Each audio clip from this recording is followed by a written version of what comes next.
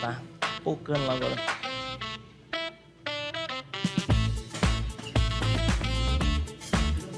É o fundo sonoro de evento, normal.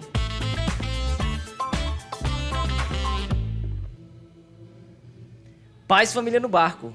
Eu poderia estar matando, roubando ou falando mal do Papa, mas não, eu tô aqui, tô evangelizando. E eu queria pedir uma coisa pra você. Se você ainda não é inscrito no canal, por favor, se inscreva. Tá? Então não custa nada, é apenas um clique e você ajuda essa conversa, esse ministério a chegar mais longe. A gente sempre diz que o cérebro do YouTube é você. Você que vai falar pro YouTube se alguma coisa é relevante ou não. Então, se você não quer se inscrever, não se obriga a isso, mas pelo menos deixa um comentário aí. O podcast é bom, o podcast é ruim, porque isso ajuda a chegar a mais pessoas, tá bom? É isso. Hoje a gente tá com uma dobradinha aqui. Alan Carrion, segunda vez no Barco Podcast. Você foi bem no começo no barco, né? Foi no início de 2023. Nossa, bem no começo. Bem no começo. Foi lá em casa. Foi no QG. Foi no QG.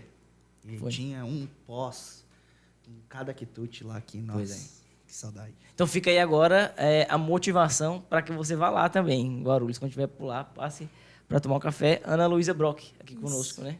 Isso, com certeza. Vou com vocês, sim. Vai ser um prazer. Muito legal. Ó, a gente estava agora numa mesa de debate. Na verdade, a gente estava sendo alvejado ali, aqui no palco do Congresso de Araras pela Imaculada, que está acontecendo nesse exato momento. Então, a gente está aqui dentro do evento. Então, se você ouvir um barulho de som, é por conta disso. A gente queria desde já agradecer, na pessoa do André, toda a comunidade de Araras pela Imaculada, pela oportunidade de estar aqui, por acreditar no nosso trabalho, tanto do No Barco quanto dos meninos, do Alan, da Ana. Então, muito obrigado, Andrezão, pela consideração e todas as pessoas que fazem esse negócio acontecer. Então, antes da gente entrar aqui na nossa conversa, eu queria só agradecer a Sanctório, que é uma empresa que confecciona um texto, mas não é simplesmente um texto, é um sanctório. Então, se você for presentear alguém, presenteie de tal forma que a vida dessa pessoa que está recebendo o presente seja abençoada. Então vai convidar alguém para ser padrinho do seu filho, padrinho de casamento, padrinho de crisma. Não chegue de mão abanando, não. Chegue com sanctório. E se você colocar o cupom no Barco 10, em qualquer produto da loja, você tem 10% de desconto. Outro parceiro que ajuda a nos pagar as contas, porque pagar a conta é importante, né? Sabem disso, né? Internet, água, energia, tudo. É a Jacob Solar. Então, se você quer economizar na sua comunidade, na sua paróquia, o que você vai fazer? Você vai entrar em contato com a Jacob Solar e vai pedir um orçamento. A Jacob Solar faz instalação de placa fotovoltaica e garante uma economia de 50% a 95%. Olha a conta. Se você conseguir a economia mínima, você já vai economizar a metade do que você gastaria. Mas você pode atingir uma economia até de 95%. Então, faça esse orçamento sem compromisso, faça o contato com a Jacob Solar. Está passando em algum lugar da tela aqui as redes sociais e o telefone da Jacob. Tá tudo bem aí? Vocês estão preocupados? Tá tudo certo? Pode seguir? Senão não vou ficar falando à toa, né? Boa, pode mandar então. É isso. E vamos para a conversa aqui. O negócio é o seguinte. O pessoal mandou esse monte... Não é carta, né? Não é declaração de amor. São perguntas, né? Um turbilhão de coisas aqui. E, obviamente, como a gente está no evento, não teve a possibilidade de responder tudo. Então, a proposta é a seguinte: contemplar todo mundo que fez as suas perguntas agora. Então, a gente vai tentar responder aqui na medida que for possível também, tá bom? Acho que a gente tem tempo para isso aqui, tá bom? Mas, antes de mais nada, queria pedir principalmente para a Ana poder se apresentar, falar de onde veio. Ninguém melhor que você para apresentar você, não é mesmo? Então, por favor... Bom, gente, meu nome é Ana Luísa, tenho 23 anos e eu tenho um apostolado nas redes sociais, onde eu falo sobre feminilidade, catolicismo, noivado, modéstia, virtudes e muito mais. Principalmente para mulheres, né, é o meu foco. E eu comecei esse apostolado lá em 2020, no meio da pandemia. Comecei falando sobre catolicismo e foi tomando foco agora mais sobre feminilidade. Hoje eu sou noiva, estou me preparando para casar, então eu tenho bastante conteúdo aí para ajudar você que também tem essa vocação. Boa. O Alan já é de casa, já veio aqui, mas, por favor, né? Bom, Vamos lá. Se tem alguém aqui que não conhece o Alan... sempre tem, né? Sempre tem alguém. Meu nome é Alan, tenho 29 anos, sou marido da Tiziane, pai da Tereza, catequista de algumas pessoas aí e gosto de falar daquilo que eu mais amo, que é da fé católica. Boa. Então vamos lá, vamos começar, né? Vamos direto ao ponto aqui. Eu vou ir pegando e a gente vai indo aí na ordem que eu vou selecionando aqui. Vamos lá, ó. Explique, por favor, sobre os pecados veniais e como eles prejudicam a nossa vida espiritual. Então eu vou fazer a pergunta, né? Quem se sentir à vontade para começar respondendo, responde, os outros vão ponderando ou a gente passa para a próxima, tá bom? Quer começar? Pode começar. Pecado, né? Não, pecado é um tema catequético. Tá bem né? Vamos lá. catequese, Tá tá bem bem catequese. Sim, Vamos lá. sim. Vamos lá. Existe 3 formas da gente analisar os pecados, né? Todo pecado é uma ofensa a Deus, independentemente da forma que é cometido. Só que existem pecados que ofendem mais e ofendem menos. Por exemplo, vamos colocar aqui na nossa vida como cidadãos civis normais. Se está passando uma pessoa na rua e você joga uma laranja na cabeça dela, você talvez vá para um BO, né, abra um BO contra você, mas você é liberado na hora. Perfeito. Mas se está passando o presidente da República, você joga uma laranja na cabeça dele, o que vai acontecer? Você vai ser preso, você vai para a Polícia Federal, vai passar por todo um inquérito, talvez seja indiciado por tentativa de alguma coisa contra uma autoridade pública, etc, etc, etc. Por quê? Porque há pecados maiores e há pecados menores, que envolvem diretamente a gravidade daquele que é ofendido. Boa. Entende? Então a gente tem o pecado grave e o pecado venial. O pecado grave é todo aquele pecado cometido diretamente contra um dos 10 mandamentos. Só que, esse diretamente, nós vamos pensar assim, honrar pai e mãe, não honrou, tá, mas o que é não honrar? Claro, vai entrar aí na questão do catecismo, vai aprofundar. E tem formas de pecar contra o 4º mandamento de maneira grave e outras de maneira leve. Então, por exemplo, é diferente eu dizer, mãe, a tua mãe dizer assim, filho, vai lavar a louça. Eu vou dizer, mas não tô afim agora. Tu não tá honrando porque tu não tá obedecendo. Certo. Mas, obviamente, isso não é uma grande ofensa a ela. Agora, se a tua mãe manda tu lavar a louça e diz assim, sua velha, não sei o quê, você vê que é uma gravidade maior. Né? Então, as coisas vão nesse sentido. É justamente essa a diferença entre o pecado venial e o pecado grave. Quando se comete um pecado grave, ciente de que é um pecado grave, ou seja, você sabe que aquele pecado ofende a Deus, de maneira livre, ou seja, não está sendo coagido a fazer. Então, você tem essa questão, né? Você acaba cometendo um pecado mortal. Por quê? Porque você quis ofender a Deus. Então, eu sabia que era algo grave, eu fui lá e fiz, ciente da consequência, e aí cometi. Pecado mortal, rompe a comunhão com Deus. Se você comete um pecado... Então, assim, uma regrinha básica para você saber, né? Então, o pecado mortal, ele consiste em saber, querer fazer. Né? E ter liberdade para fazer. É saber querer. Se a pessoa quer, ela tá livre, Exato. né? Ela toma uma decisão. Saber, eu quero fazer, e eu vou lá e faço. Exato. Então, é o que a gente chama da consciência, da deliberação e do consentimento. Boa. Né? Então, dito isso, aí a gente tem a questão do pecado mortal. Você pode cometer um pecado grave e ter a sua culpa atenuada pela ignorância Boa. ou pela circunstância. Por exemplo, matar é sempre um pecado grave. Certo? Agora, se eu mato alguém em legítima defesa, eu tenho uma culpa atenuada. Como assim, em legítima defesa? No sentido, se você está lá, você é um policial, você tem 2 formas de resolver. O cara se rendeu, não apresenta mais perigo e ainda assim você mata, já não é mais legítima defesa, é execução, pecado grave. Se aquele bandido ele não esboça uma tentativa de rendição, coloca a vida de um refém, por exemplo, em risco, você precisa, digamos assim, alvejá-lo para que um inocente não pague pelo Então, erro. a grande diferença sempre vai ser a intenção de parar um ato de violência ou subtrair uma vida seja a qualquer custo, né? Que é o que a gente chama da intenção do consentimento. Boa. Né? Da consentimento, a intenção, a deliberação e a circunstância. Certo. Então, a gente nunca pode ver a questão nesse sentido. Só que aí você vai ver, não tendo essas questões, eu não tendo culpa grave, por mais que seja um pecado de matéria grave, eu posso ter a culpa atenuada e ele ser um pecado venial. Não que na sua essência ele seja, mas na culpa ele se torna. Quando é um pecado efetivamente venial, é quando ele é um pecado menor, efetivamente. Ele ofende a Deus, mas não a ponto de romper a comunhão. É uma grande imperfeição. Só que, entenda, eu posso cometer 10 pecados veniais que eles não vão se tornar um pecado mortal. A questão é, o pecado venial e a adesão consciente ao pecado venial é uma aproximação deliberada do pecado grave. Sim. Então, se eu sou desleixado com as coisas pequenas, uma hora eu vou me deparar com as grandes e não vou saber lidar. Eu acho interessante Santo Afonso, quando ele vai escrever a prática de amor de Jesus Cristo, e ele vai falar da tibieza. Ele fala, resumindo tudo, ele fala, a tibieza consiste em uma vida dada aos pecados veniais. Né? Então ele fala assim, o demônio não lhe tenta a tropeçar numa pedra grande, mas numa pedra pequena. Né? Você está distraído e nela você tropeça. Aí existe um exemplo que surge, que eu já vi várias pessoas fazendo, muito interessante.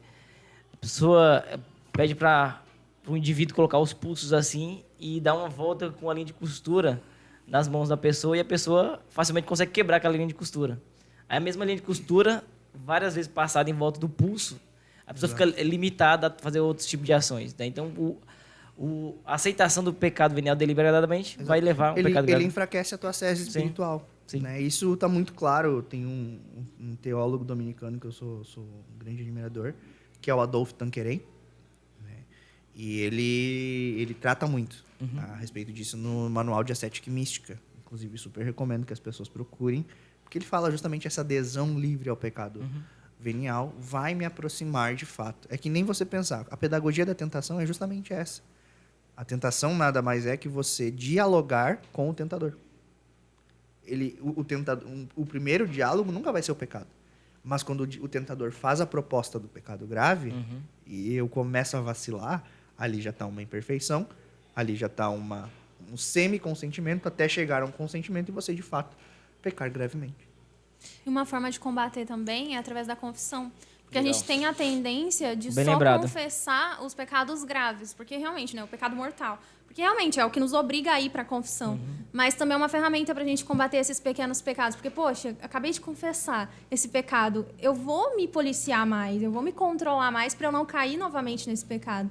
A própria direção espiritual também, né, faz com que o padre vá nos passando algumas práticas espirituais ali no cotidiano que a gente vai conseguindo vencer esses pequenos pecados que podem, aos poucos, ir se tornando um grande pecado, né? Um pecado mortal em si, né? E não negligenciar, né? Porque é um pecado. Porque o pessoal tem essa mania, né? É só venial. E é como se fosse uma coisa tranquila. Tipo assim, eu tenho um amigo, eu não vou matar ele, mas eu vou viver dando várias mancadas com ele. Porque ele vai me perdoar mesmo. Agora, que amor existe nesse tipo de relacionamento, Exato. Né? Não tem reverência ao nome da pessoa. Isso aí, essa questão do querer, você, por exemplo, uma pessoa que, eu vou continuar pecando porque Deus é misericordioso. É o chamado abuso da misericórdia. Então não há contrição, não havendo contrição, a confissão não é válida. Bom, aí a gente vai entrar num tema que a gente vai ficar o tempo inteiro só falando de teologia sacramental. Muito bom, muito bom. Vamos para a próxima? Bora. Vamos lá. Essa aqui é bem dirigida para Ana Lu, tá? Ana Lu, você vive a castidade? E como você lida com a tentação da carne? Bom, gente, a gente está num mundo aí muito difícil, né? Que é muita promiscuidade em todos os lugares, né? Onde a gente vai, qualquer filme que a gente assiste, livro que a gente lê, se deixar, a gente vai alimentando aí a promiscuidade. Aos poucos, a gente cai no pecado contra a castidade.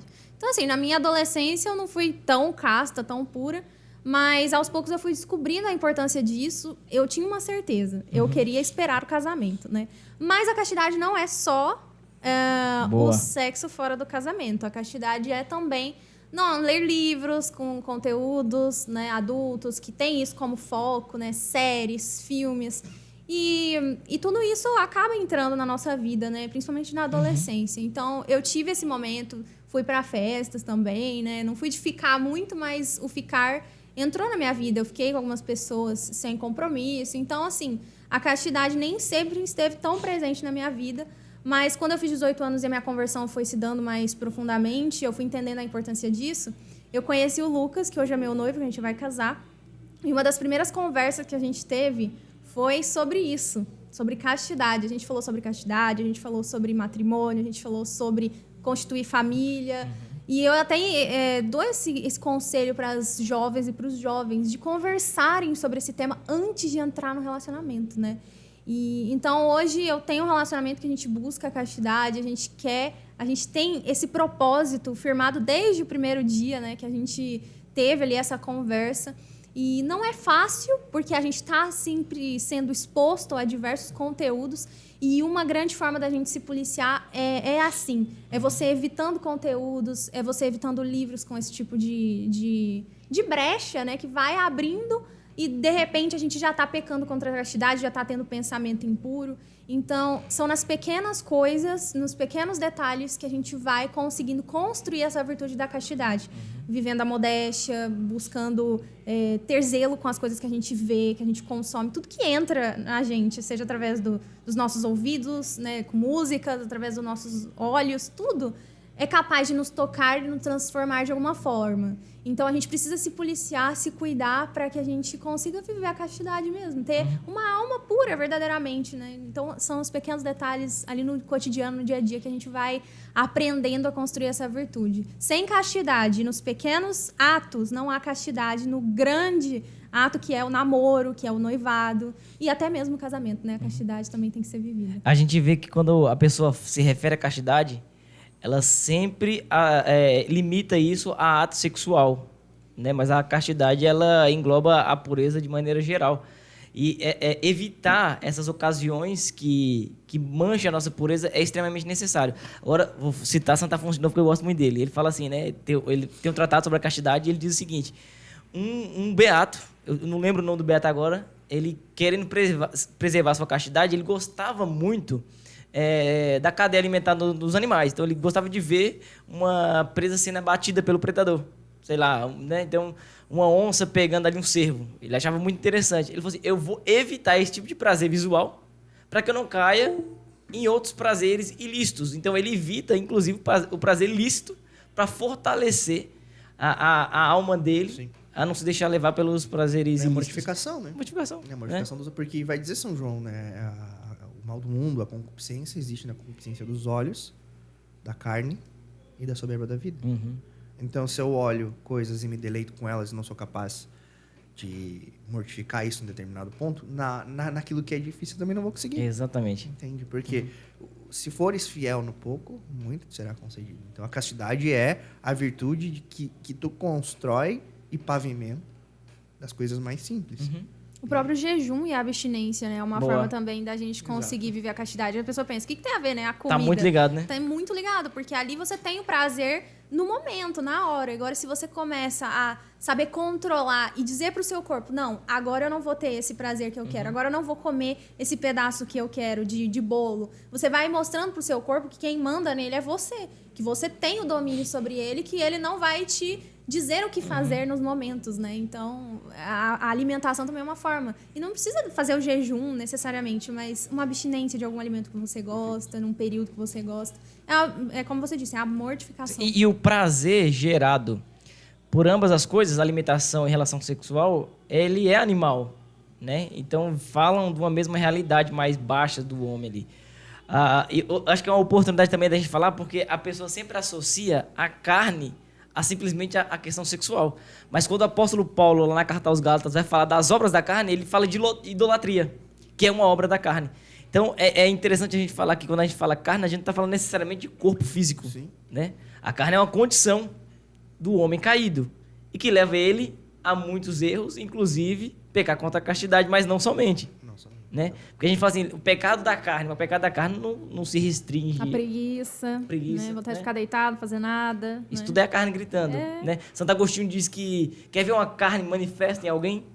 Olha para uma criança. É a carne purinha. Exato. Porque aquilo que ela realiza, ninguém ensinou para ela. Ela nasce instinto. É só instinto. Ela nasce numa inclinação. Então, eu tenho 2 filhos. Um tem 4 anos, outro tem 2.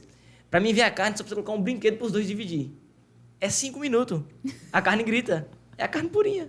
Quem ensinou isso para eles? Ninguém. É a condição. Sim. Né? Então é isso. Vamos lá, vamos para a próxima. Sobre a submissão das mulheres. O feminismo tem conseguido fazer a cabeça de muitas mulheres, dizendo que a submissão é um diminuir o valor da mulher. Pode discorrer sobre isso? Então, falar sobre a submissão feminina. Bom, a submissão feminina não é... Vamos começar aqui. Não é omissão. Não é você se omitir diante de abusos, diante de xingamentos, diante de opiniões arbitrárias. Tomar porrada e ficar quieta? Exatamente. As pessoas confundem a submissão com a omissão. A submissão é você estar sob a missão que foi dada ao seu marido. Legal. Olha que coisa linda. Ele recebeu uma missão de proteger a família, de prover para a família, de liderar a família, de ser esse condutor, assim como Cristo conduz a igreja, lidera a igreja. Ele recebeu essa missão.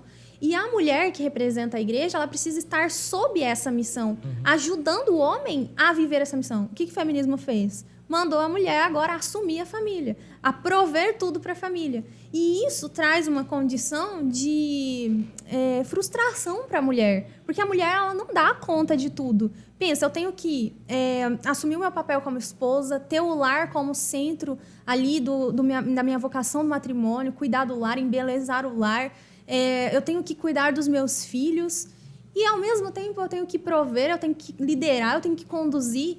E é o que acontece em muitas famílias. E aí a mulher ela fica perdida, sobrecarregada, e o homem muitas vezes acaba folgando, né? Ficando no espaço dele, trabalha, mas também folga.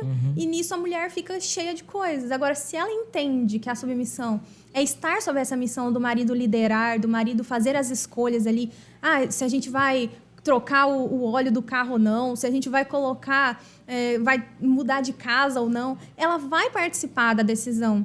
Mas a decisão final é dele. E isso é tirar um fardo gigantesco da mulher. É entender que ele pode estar na frente disso e com paz. Porque eu escolhi um homem bom, um homem virtuoso, um homem que vai me honrar e vai tomar boas decisões. E eu, com sabedoria, vou ajudá-lo a tomar essas decisões. Então, olha como que, sob o aspecto cristão, sob o aspecto verdadeiro, não feminista, a submissão é uma coisa maravilhosa. É representar a igreja, estar sob essa missão que foi dada ao homem mesmo, né?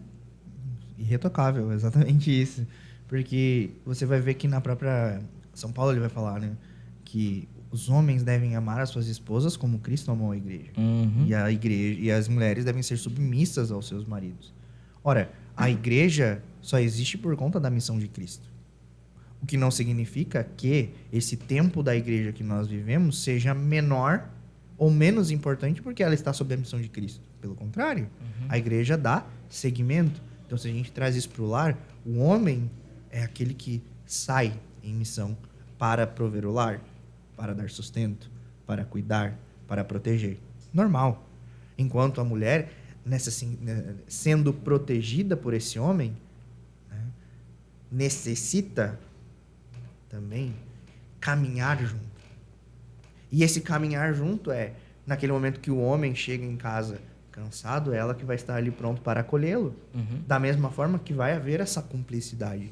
Então a gente fica preso em conceitos, a gente fica preso em palavras, a gente fica preso em questões de empoderamento e etc. E a gente esquece que não há nada mais empoderado do que uma família feliz, de uma família bem estruturada. Por quê? Porque ela dará continuidade à fé, dará continuidade à espécie, dará continuidade às questões já criadas na sociedade, formará uma sociedade, uma micro-sociedade que é a família, que vai guiar uma grande sociedade. E dali, certamente, de uma família estruturada, de uma família que entende esses conceitos bíblicos, bons políticos, bons funcionários, bons sacerdotes, né, bons funcionários, bons empreendedores.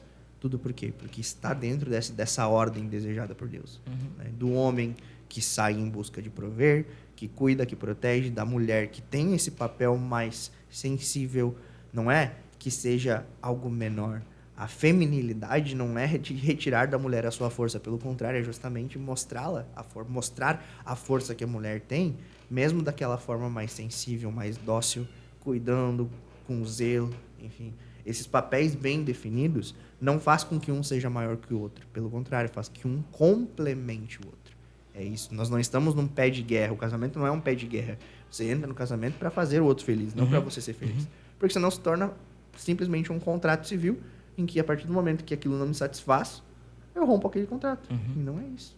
São grandes os frutos de uma família em que a mulher vive o seu papel de mulher, vive a feminilidade, e o homem vive o seu papel de homem e a masculinidade. Se tivéssemos mais isso na nossa sociedade, teríamos uma nova geração maravilhosa. Exato. Eu não sei se vocês concordam, mas eu percebo que, inclusive dentro da igreja, né? Mas vamos falar da nossa casa. O caráter sacrificial, que é próprio do matrimônio, ele está um pouco desinstituído. Então, o homem deve amar a esposa como Cristo amou a igreja, se entregando por ela. Existe um caráter de sacrifício e também na submissão. Eu abandono o meu eu para estar debaixo de uma missão. Agora, por vezes, a mulher não vê a missão do homem.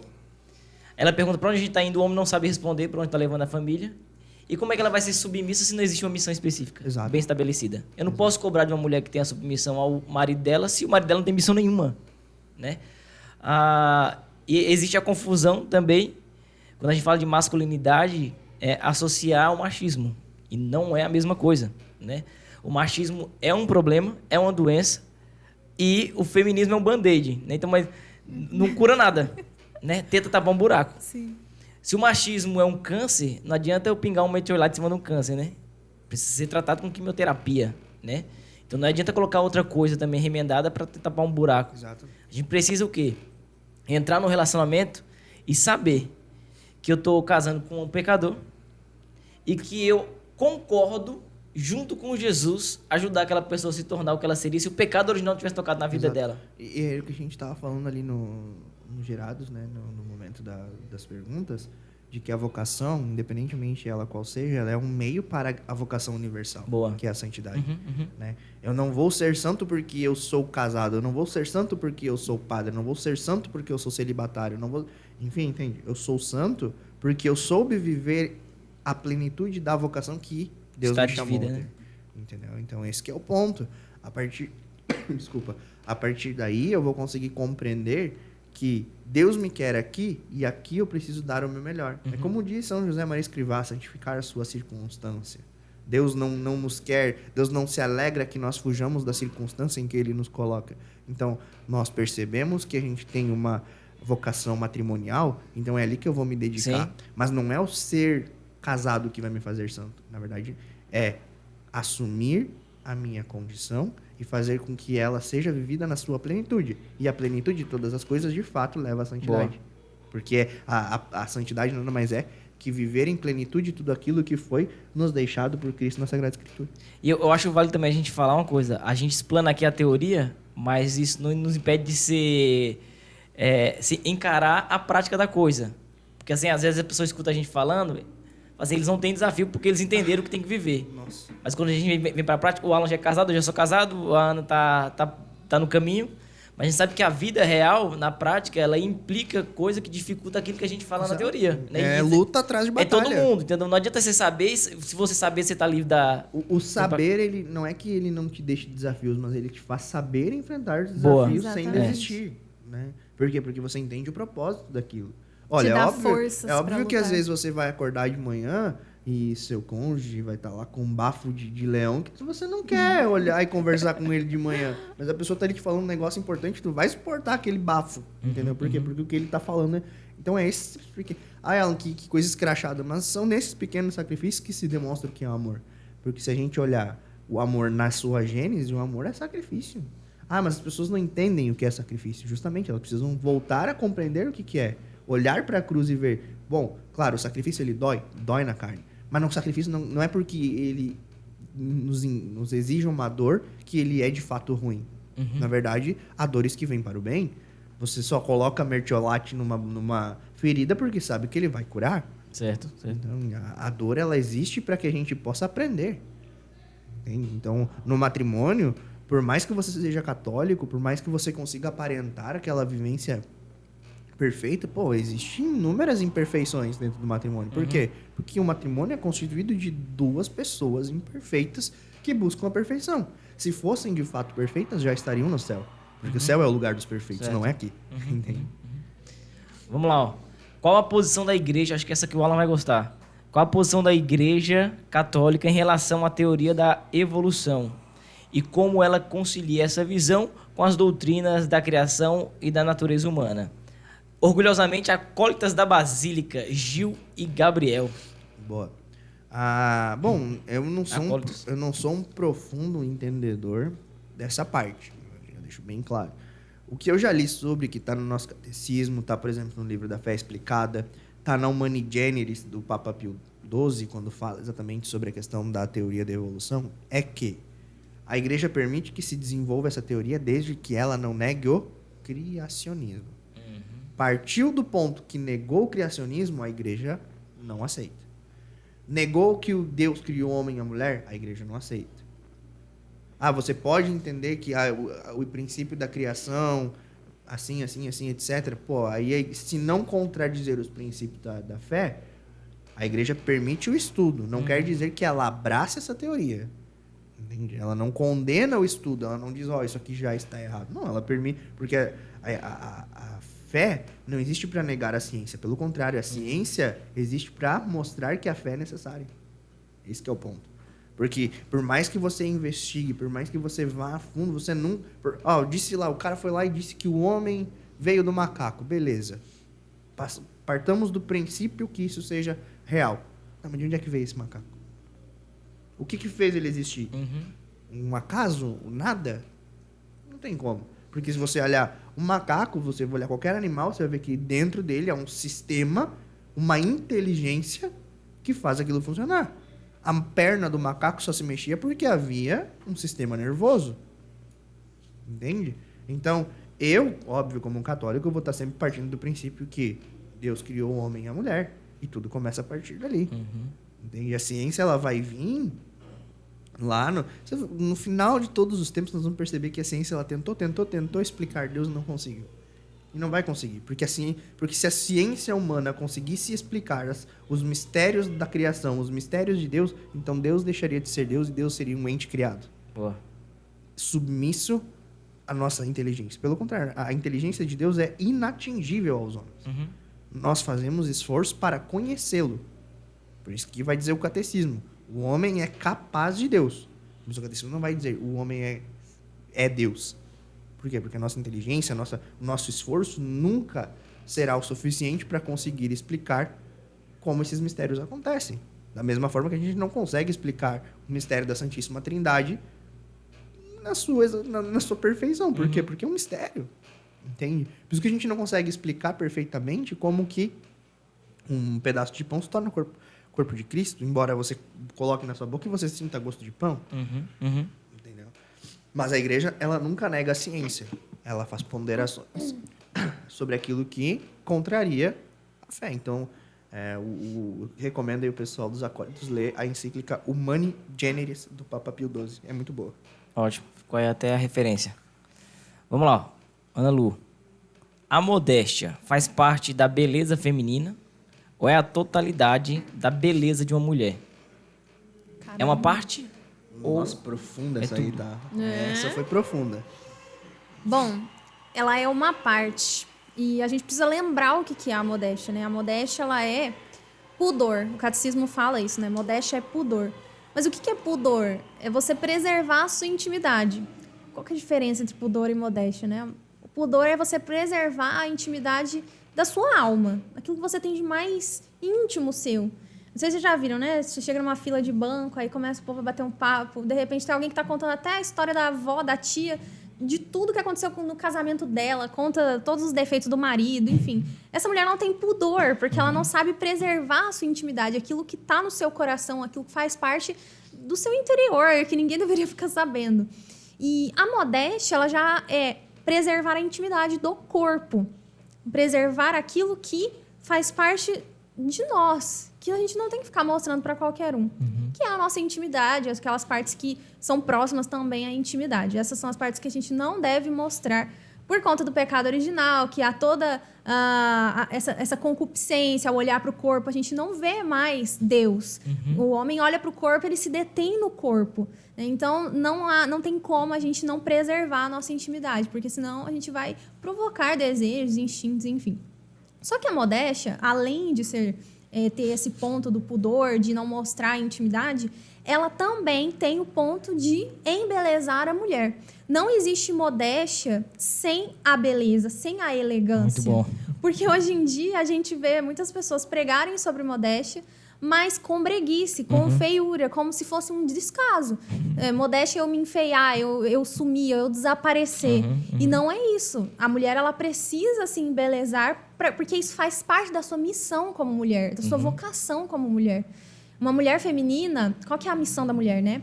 É converter almas para o céu, é levar almas para o céu. E ela faz isso de muitas formas, com o seu modo de falar, com as suas virtudes, com o seu olhar. E uma das formas é com a sua beleza. E com a forma como ela embeleza as coisas à sua volta. Entendi. Então, esse descuidar-se é também uma forma de vaidade. Você quer aparecer sumindo. Você quer aparecer pelo seu descaso, pelo excesso de descaso. No entanto, é claro que, respondendo à pergunta diretamente, não é apenas a modéstia que forma... Quer dizer, a modéstia não é a única coisa que embeleza a mulher. Legal. Ela precisa de muito mais coisas, de suas virtudes, cumprimento da sua vocação. Não adianta ela só tampar o corpo, né? Não adianta ela só ter esse cuidado exterior se ela não tiver o cuidado interior também. Não adianta eu estar bonita, tampando a minha intimidade, se no meu interior eu fofoco. Entendi. Se eu não vivo a minha missão, se eu vivo como uma mulher masculina, né, com palavreados, né, feios, enfim. Então, é um complemento. A modéstia, ela sim, faz parte da beleza feminina, mas não é o total. A modéstia, ela tá sempre restrita à vestimenta? Porque, assim, existem outras belezas, como você falou, que ornam a mulher. Então, a boa conduta, falar direito. Mas quando a gente fala de modéstia, tá restrito à roupa? Ou não? Moda, né? Tem a ver com moda. Ela tá principalmente associada à roupa, porque se a gente entra no âmbito de preservar a intimidade da alma, a gente já tá falando de pudor. Certo, e quando certo. a gente fala sobre modéstia, é sobre moderar a nossa aparência. É claro que existem outros conceitos de modéstia, né? Mas quando a gente fala de modéstia feminina, a gente tá falando ali de preservar a intimidade do corpo em si.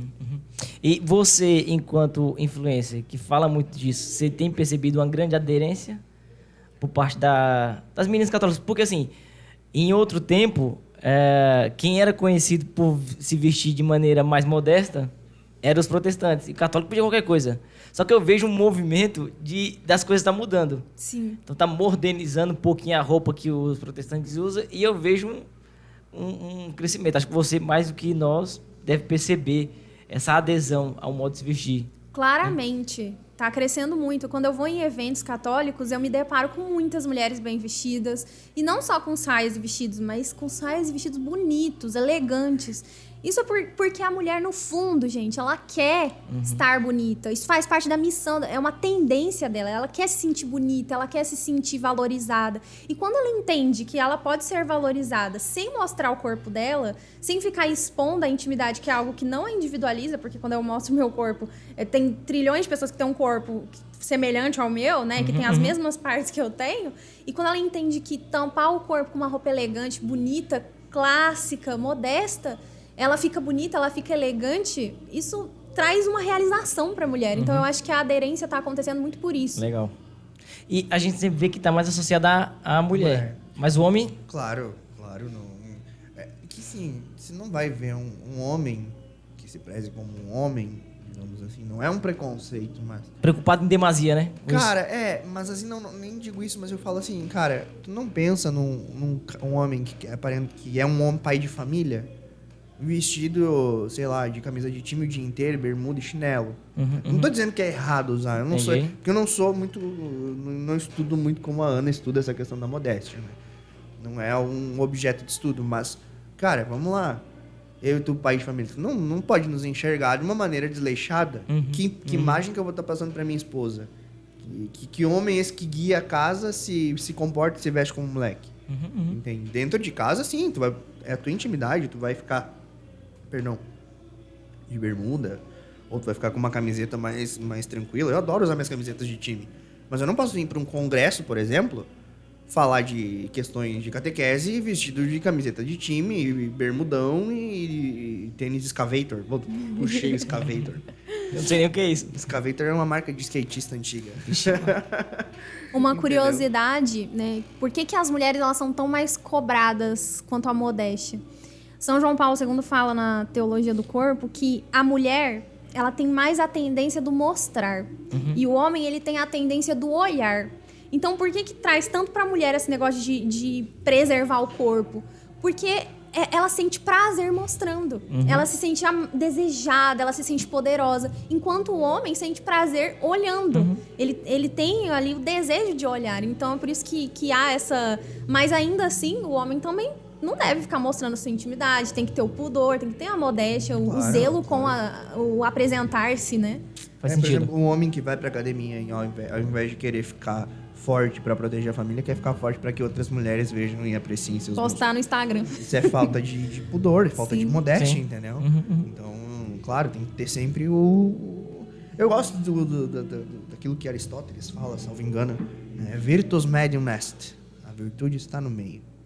Não é questão de que tu vai ficar em cima do muro. Não, mas que tu não precisa ser um extremista. Né? Tu não quer dizer que agora, porque o homem quer ser modesto, que ele vai viver sempre de jaquetão, tampando tudo. Não, cara, tô aqui, meu braço tá à mostra, mas eu não tô uma pessoa imodesta, não tô aqui produzindo sentimentos voluptuosos em uma mulher. Temperança, né? Exato, entendeu? Legal. Então, é toda essa questão. Então, tipo, tem a imagem que tu precisa passar como pai de família, como formador, como uma autoridade que tu se torna, ou até mesmo uma autoridade no teu trabalho. Ninguém vai trabalhar Não vai. de bermuda, de jogar bola, com um meião de jogar e uma chuteira. Não, tu tá indo trabalhar, tu vai estar vestido de acordo com o que teu trabalho, o teu labor exige de ti. Né? Existem empresas que... as empresas não pedem uniforme à toa. Não é só pra ser bonitinho. Não, é porque tem uma cultura empresarial, algo a ser mostrado. É estereótipo. Pô, talvez seja, mas esses estereótipos, eles são importantes. Né? Eles marcam, porque hoje o que a gente perde em inúmeros pontos, inclusive dentro do clero, é a falta de referência. Pega, por exemplo, a ideia do padre sem batina, ou sem o clergyman. Por que tem que ser igual a todo mundo? Se ele é justamente um homem que foi separado por Deus do povo. A imagem comunica, Entende? né? Então, tipo, pô, eu tô vendo ali, não é que eu não vá querer me confessar, não é que ele é menos sacerdote, ou menos piedoso, ou menos santo. Mas pra mim, falta o elemento visual da referência. Então, tipo, não é... eu entendo a ideia de dizer, mas é questão de querer ser igual a todo mundo. Ser igual a todo mundo na questão da dignidade humana, como filho de Deus. Agora, você tem uma missão muito diferente da minha.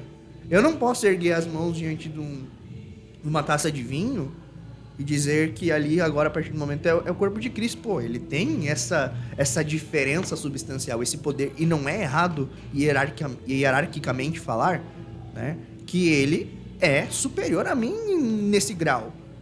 Por pior pecador que ele seja, ainda assim, ele é um separado, é um ungido, é um membro do corpo de Cristo mais excelso. Por quê? Porque ele tem o poder de trazer Cristo à Terra. Eu não tenho.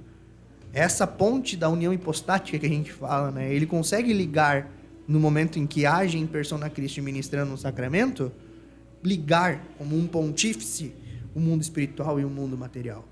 Então, por isso que ele precisa se comportar e se vestir e mostrar para a sociedade que ele é um ser à parte. Que ele é um ser que, no momento que eu preciso identificar uma referência, é ele que eu vou buscar. Entende? Então, esse esvaziamento de referências em determinados pontos do clero ou até mesmo fora dele faça com que a gente chegue nesse ponto que a gente está vivendo hoje, né? De não ter uma base, você não sabe para onde ir. Por que as pessoas estão tão perdidas? Por que tem tanta depressão? Por que tem tanta ansiedade? Porque as pessoas perderam algo fixo que sempre existiu. Não estou dizendo que existe uma causa específica para uma doença psicossomática nesse sentido. Não. Mas pode ser um ponto, entende? Por quê? Porque a pessoa não sabe pra onde ir. A falta de referência, né? Ela fica perdida. Então, se ela não tem uma referência, por onde é que ela vai buscar ajuda, entendeu? Por isso que se perde ajuda daí. Aí tu vai ver um católico que não se vê mais católico que tá pedindo ajuda no espiritismo, no reiki, etc, etc, etc. Entende? E tem gente que tá de fora e acha que a igreja tem que acolher da forma que chegue, né? Agora, por exemplo, ninguém quer ir num consultório médico, chegar lá, tá o médico largadão de bermuda e regata. chinelo. Ninguém quer. Você vai causar um receio, né? Vou contratar um advogado. Você entra lá no escritório dele, ele tá lá com o boné pra trás. Você vai colocar credibilidade no advogado? Não. Mas na casa de Deus, você tem que aceitar de qualquer jeito, né? Mas aí, na hierarquia de valores, um advogado, um médico, sei lá quem for, é infinitamente menor. Perfeito, exatamente isso. Vamos lá, ó. Quem criou Satanás? E se ele é tão maligno, por que Deus não resolve o problema que ele mesmo criou? Tipo, Satanás bom é Satanás morto. Eu respondi essa pergunta diretamente para quem fez essa pergunta, mas Boa. agora eu vou aproveitar ela e vou fazer aqui no podcast. Bom, Deus criou Satanás. Na verdade, Deus criou Lúcifer. Né? Satanás é uma mudança de nome que se teve aí para se referir à queda dos anjos e do chefe deles. Você vai ver numa constituição dogmática qualquer que fale sobre a criação, que Deus cria simultaneamente o mundo material e o mundo espiritual. E que Deus cria um mundo ordenado. Você falou o documento, você citou? Não, essa eu não lembro exatamente. São concílios. São concílios. Tá. Se eu não me engano, essa aqui é uma citação, se não me engano. Tá? Pode ser que eu esteja errado. Não. Mas do concílio lateranense, ou concílio de Latrão. Beleza. Não vou lembrar exatamente. Citado no concílio do Vaticano I. Tá? Que Deus cria um mundo simultaneamente, né? O mundo espiritual e o mundo material. E que esse mundo é um mundo ordenado e bom. Ou seja, nós não podemos dizer que ao criar Lúcifer, Deus criou o mal. Não. A questão é que tudo é predestinado por Deus. Então, Deus, sabendo que Lúcifer iria decair, também já predestinou Cristo para redimir a humanidade. Da mesma forma que predestinou Maria para ser mãe do Verbo encarnado. Entende? Então, Deus poderia ter evitado, sim, mas Deus não seria sumamente bom se ao criar, perdão da redundância, se ao criar as criaturas, não desse a elas o grande presente que todas elas têm, que é a liberdade. Boa. Então, em determinado ponto, só para vocês terem o entendimento do porquê houve a queda dos anjos. Em determinado ponto, os anjos precisaram ter fé. Hoje, os anjos não têm fé porque vem a Deus. Se você vê Deus, você fala assim, é impossível você ter fé, porque você está vendo, e Deus é o sumo bem.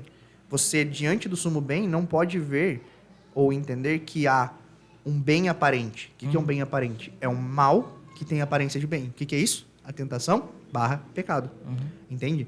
Então, os teólogos, quando falam a questão da queda, afirmam que nesse momento, espaço-tempo, que a gente não consegue definir como aconteceu, Deus deu uma prova a todos os anjos. E que comumente, é o que a gente chama de teologia especulativa e também de doutrina comum, ou algo que é comumente aceito entre os teólogos, é que Deus mostrou Jesus na carne.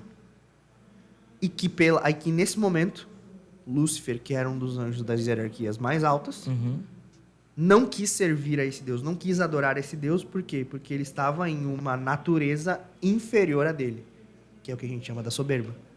E então, brada no céu o grito de non serviam. Então, há uma queda. Aqueles anjos que aderiram à ideia de Lúcifer são varridos do céu junto com ele, como a gente vê lá no livro, na Sagrada Escritura, né? Foi varrida 1/3 das estrelas do céu. É uma ideia que se tem ali da questão da queda. E a partir desse momento, os anjos têm uma vontade resoluta, ou seja, os anjos não voltam atrás nas suas decisões. Então, provavelmente, eles passam a ter não mais fé, mas a visão de Deus e participar. Claro, Deus não partilha aos anjos todo o seu plano divino ou toda a sua grandiosidade. Mas os anjos, eles agora já contemplam Deus face a face. Por isso que a gente chama de serafins, por exemplo. As hierarquias mais altas são aqueles que ardem de amor a Deus. E a gente chama também, por exemplo, o São Francisco de santo seráfico. Por quê? Porque era um santo que... Nossa, você vai ver em Assis o que um mendigo fez. Normalmente é simplesmente um homem que ardia de amor a Deus e mudou uma cidade, mudou um mundo, mudou a igreja a partir do seu testemunho e da sua vida. Entende? Então, nesse sentido, Deus cria um mundo ordenado e bom, não tira dele a liberdade, dá uma prova, assim como deu uma prova para os anjos, deu uma prova para a humanidade, que ouviu a voz da serpente, e da mesma forma que Lúcifer quis ser como Deus, sem o auxílio da sua graça. Então, a grande raiz de todos os nossos pecados é a soberba, de todos. A gente peca contra a castidade? Sim, mas a gente está pecando com a soberba. Por quê? Porque a gente quer ser Deus de si mesmo. Por quê? Porque importa o meu prazer, não importa o que Deus quer para mim. Então, eu tomo a frente da minha vida, normalmente isso é o pecado. Né? Eu sou soberbo o suficiente para dizer, Deus, a tua vontade para mim não importa, o que importa é a minha. Então a gente rejeita Deus, que foi o que Satanás fez, foi o que Adão e Eva fizeram, se arrependeram, mas tiveram que arcar com as consequências dos seus atos. E também essa consequência foi dada a nós, que é o que a gente chama do estado de pecado original, que não é um pecado atual, você não comete esse pecado.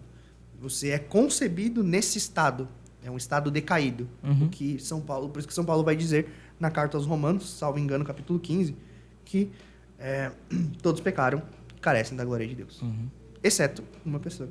Sim. Aí a pessoa perguntou, né, por que Deus não resolve o problema e dizima Satanás, que ele deixa de existir? Deus não revoga algo que ele criou, né? Ele criou Deus bom. não revoga, exato. Ele criou bom e... Deus não é um assassino. Entende? Então, os anjos, eles não morrem. Primeiro ponto, né? Não tem como matar Satanás. Claro, Deus poderia, sim, porque Deus, um estalo, mas, pensando assim friamente, você não tem como matar um ser que é imortal. Por quê? Porque é por espírito. Os anjos não morrem. Entende? Por isso que eles estão no inferno. E lá do inferno eles não podem fazer nada a Deus. E eles agem justamente contra a nossa liberdade. Porque se você vê, Adão e Eva, eles não tinham tendências pecaminosas como nós temos. Eles tinham o que a gente chama de dons preternaturais. Só que eles foram tentados unicamente na vontade. Ou seja, qual que é a tentação? Se você comer aquele fruto, você vai ser como Deus. Ele não está tentando uma concupiscência.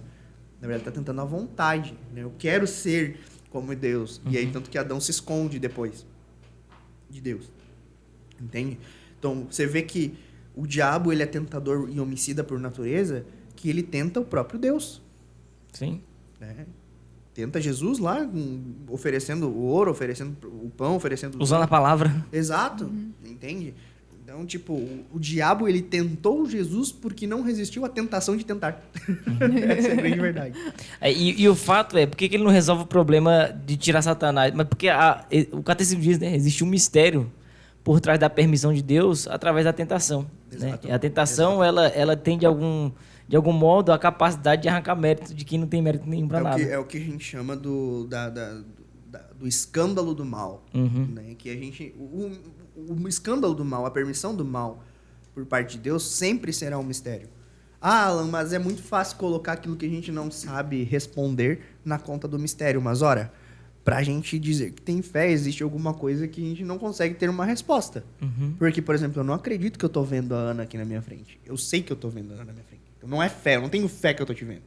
Da mesma forma, por exemplo, eu vejo pão. Mas eu posso dizer que eu não posso dizer que eu acredito que ele está um pão, mas eu posso dizer se eu acredito que ele está o corpo de Cristo, porque houve uma mudança invisível do campo espiritual. Então esse que é o ponto da diferença da fé e do cientificismo. Se eu conseguisse colocar Deus na minha cabeça, colocar Deus num potinho, então Deus não seria Deus. Ana Lu, como a modéstia entrou na sua vida? Ou você sempre se vestiu da forma modesta? Acho que responder um pouco, mas se quiser acrescentar mais alguma coisa. Como eu falei, na minha adolescência eu tive um período que eu não vivenciava a modéstia, mas tem uma coisa curiosa, eu sempre gostei dos filmes da Barbie, das princesas, quando eu era criança. Eu era fissurada, apaixonada, até hoje, se deixar, eu assisto de novo os filmes, porque eu gosto muito, acho que representa muito assim, a missão feminina, né, a feminilidade. E aí, quando eu comecei a estudar mais sobre o catolicismo e o que os santos dizem sobre a nossa fé, sobre a vivência das virtudes, eu fui descobrindo isso. Eu fui falando, caramba, é muito bonito a modéstia, porque também é uma forma da gente viver a nossa missão. E aí eu fui resgatando aquele desejo que eu tinha de ser uma princesa de novo. Claro que sem ser espalhafatosa ou uma personagem, mas ser a princesa no sentido de ser feminina, ser delicada, ser eu mesma, né, como mulher. Então eu me desintoxiquei aí do feminismo na minha vestimenta e foi basicamente dessa forma que eu comecei a viver a modéstia. E a modéstia também é liberdade, vamos falar aqui. Modéstia é liberdade. Quando você mostra o seu corpo, você está submisso, você está preso a um desejo desordenado de ser desejada, de ser poderosa. Agora, quando você vive a modéstia, tampa o seu corpo por uma decisão... Assumiu o domínio, né? Você assumiu o domínio de si mesmo. Já continua então, Quais os estilos de roupa estão dentro da modéstia? Você tem um estilo específico? Olha, estilo não. existem vários estilos, né? Eu posso ser um pouco mais moderna, um pouco mais clássica, um pouco mais vintage, um pouco mais criativa, um pouco mais executiva. Mas não existe um modelo descrito que você tem que ser assim para ser modesta, né? Não existe um padrão de modéstia.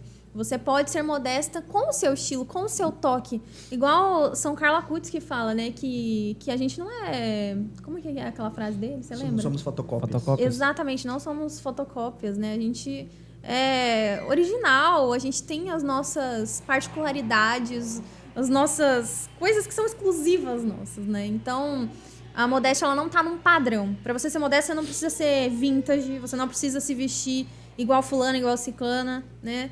Você tem que seguir ali, né, o ensinamento da igreja, a moral católica, que diz para você tampar a sua intimidade e aquelas partes que são vizinhas à intimidade. E ali você adiciona o seu toque especial, particular, um pouco mais criativo, um pouco mais do seu jeitinho, né? Vai transformando a sua vestimenta ali. Vamos lá. Eu vou pegar umas aqui que eu não sei como é que as pessoas desejam a resposta, mas tá meio... Parecida. Mas a gente vai eliminando essas que estão mais, assim, genéricas, né? Porque, por exemplo, perguntaram aqui, né? Qual o nome da reunião dos papas? Então, sugerem que tivesse mais de um papa. Acho que deve ser para eleger concílio, o papa, alguma coisa, né? É o conclave. Para eleger o papa. Qual o nome da reunião dos papas? Eu não sei se você tá falando de um concílio ou de um conclave. Provavelmente seja um conclave. Seja um conclave. Você quer falar o que é? Rapidamente aí. O conclave... Por exemplo, o Papa renuncia, ou normalmente o Papa morre, né? Renunciar são exceções. Nos últimos séculos foram 2, né? Eu não me lembro do primeiro, mas depois teve Bento XVI. E aí, ou com o Papa morto ou com o Papa que renuncia, os cardeais da Cúria Romana, né, aptos a votarem, se reúnem e escolhem um cardeal para ser... Né, escolhem sob moção do Espírito Santo, obviamente, né? Inspirados, votam para definir quem será o novo sucessor de Pedro na Santa Igreja Católica. Boa. Seu conclave. O concílio é uma reunião extraordinária de todos os bispos em Roma, né, para definir dogmas ou anematizações ou novas doutrinas ou reafirmar doutrinas, como foi a questão do Concílio do Vaticano II, que não houve um novo dogma, mas há a reafirmação dos dogmas já existentes na igreja. Por isso que a Lumen Gentium, por exemplo, é uma constituição dogmática. Ou seja, reafirma sabe o que eu percebi? Recentemente teve um evento sobre a Rocha de Pedro e muita gente nos procurou porque boiou nos assuntos por não saber o que se trata de um concílio. Exato. Então, é muito comum no meio católico, quando você começa a falar, você vê a palavra Concílio Vaticano II, mas tem muita gente que não faz ideia do que se trata. E quando você fala Constituição dogmática, aí não sabe a diferença de uma Constituição para um outro documento, enfim, e fica essa confusão. Então, eu vi muitas pessoas mandando mensagem para nós, falando assim, achei muito bonito, muito lindo, mas não entendi nada que você estava falando. E é uma sinceridade das pessoas. Sim. Né? Exato. Tu não tem noção do que tá falando. Irmão, consegue fazer uma pausa no banheiro, por favor? Por favor, vai lá. Eu preciso assoar o nariz. Vai lá. Eu vou falando aqui com a Ana Lu. Ana Lu, eu não sei se você vai conseguir compreender o que a pessoa tá querendo saber, mas falando assim, Ana Lu, como faz para conseguir ser uma mulher de provérbios todos os dias? Bom, eu acho que eu peguei aí. Agora, eu tenho uma loja de roupa, né, modesta, a Dolce Maria, e a gente vai fazer uma coleção agora em junho, que o tema vai ser a mulher de provérbios. Ah, tá. Então deve ser alguma seguidora Deve sua. ser alguma seguidora que acompanha. Boa. E, na verdade, o tema vai ser joia preciosa, mas eu tirei de provérbios, né? Se eu não me engano, é 31, eu não me lembro o versículo. Mas é um versículo em que fala assim: a mulher virtuosa, quem a encontrará? O seu valor excede ao das pérolas, ao das joias preciosas. Então, como ser uma mulher virtuosa no cotidiano? Como construir essa virtude no cotidiano e ser, de fato, essa joia preciosa, ser mais preciosa do que as pedras mais preciosas. Eu acredito que isso a gente constrói de pequenos passos, em pequenos passos, de tijolinho em tijolinho. Eu gosto de fazer uma analogia do castelo. Quando a gente pensa num castelo muito suntuoso, muito lindo, muito grandioso, como que as pessoas pensam que esse castelo foi construído? Que ele simplesmente foi jogado ali, pronto, de uma vez? Ou que foi sendo construído dia após dia, com um trabalho suado, cotidiano, tijolinho por tijolinho. E essa é a opção, tijolinho por tijolinho.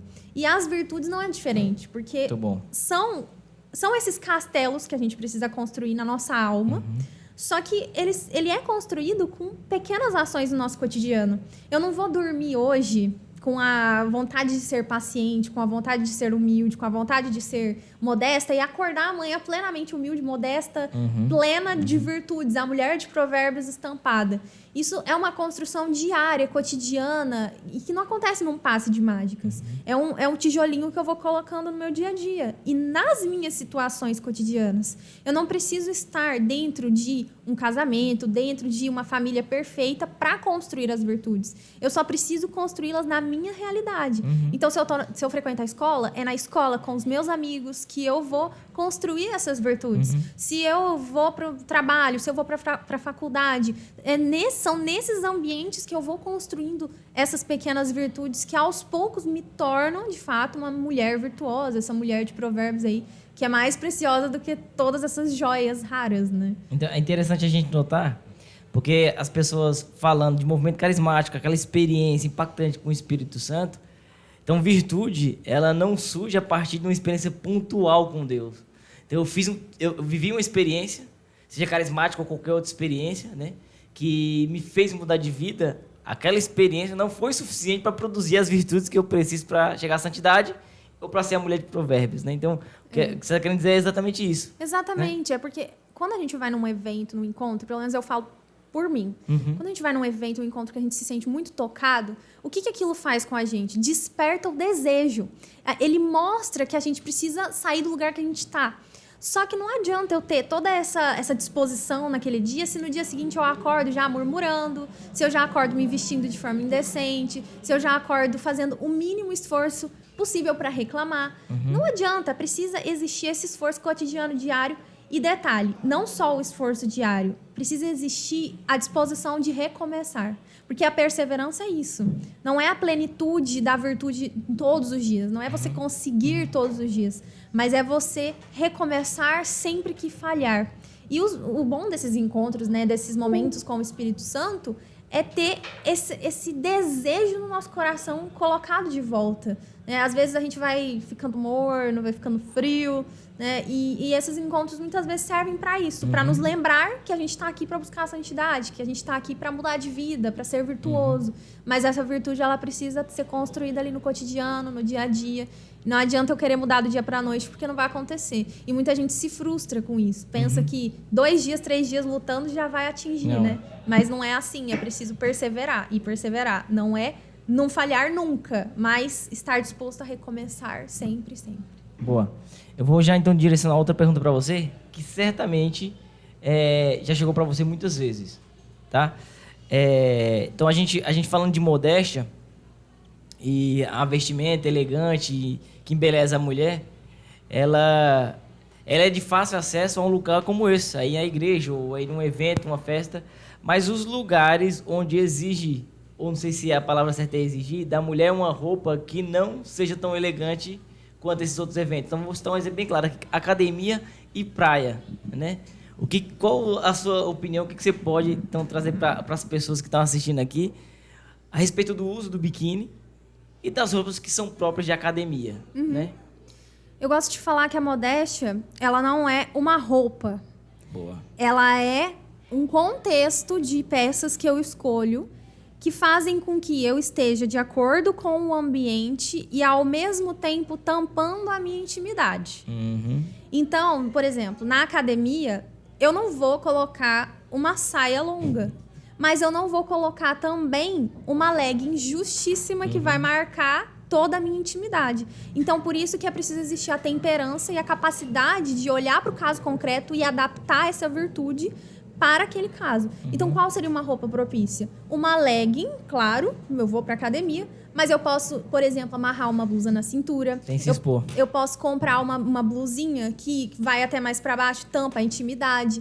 Na praia, quais são as opções? Eu não vou usar o biquíni por quê? Porque ele tá mostrando a minha intimidade, né? Praticamente mostrando a minha intimidade. Porque a intimidade não é só a parte íntima, é a parte vizinha também. Então, quando tá muito curto, quando tá quase o seio sendo exposto, também é uma forma de mostrar a intimidade, porque tá convidando a pessoa a ver mais. Então, o biquíni por si só, ele não é recomendado. É uma forma de a gente pecar contra a modéstia, contra a castidade também, expor outras pessoas ao pecado. E eles foi uma coisa que escandalizou muito, né?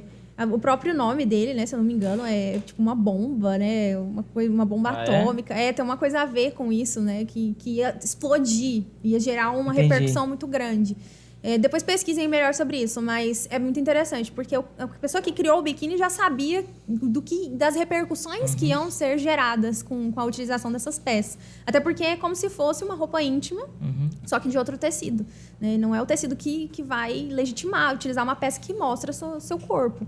Então, quais peças que a gente pode mostrar? Quer dizer, quais peças que a gente pode utilizar numa praia? Como eu disse, é preciso temperança. Eu não vou na praia com uma roupa que tampa o corpo inteiro, né? Que eu não vou conseguir nem me mexer dentro d'água. Mas eu posso colocar um maiô e um short que não seja muito curto, né? Eu posso colocar uma saidinha em volta do maiô, um maiô sem decote. E você vai curtir ali à vontade. Eu posso falar que é até melhor. Quando eu não vivia a modéstia ainda, eu ia de biquíni pra praia, eu me sentia desconfortável, eu sentia os olhares das pessoas. E detalhe, a gente vai pra onda, gente, é terrível, a onda arranca tudo. É muito mais... É uma liberdade você estar na praia, poder curtir o mar, sem ficar preocupada se vai cair, se vai sair do lugar. Você curte muito mais, aproveita muito mais da praia também. Boa, muito bom. Eu não vou perguntar pra você sobre biquíni, não, mas eu vou passar pra próxima, tá? Acho que você quer falar de biquíni, não.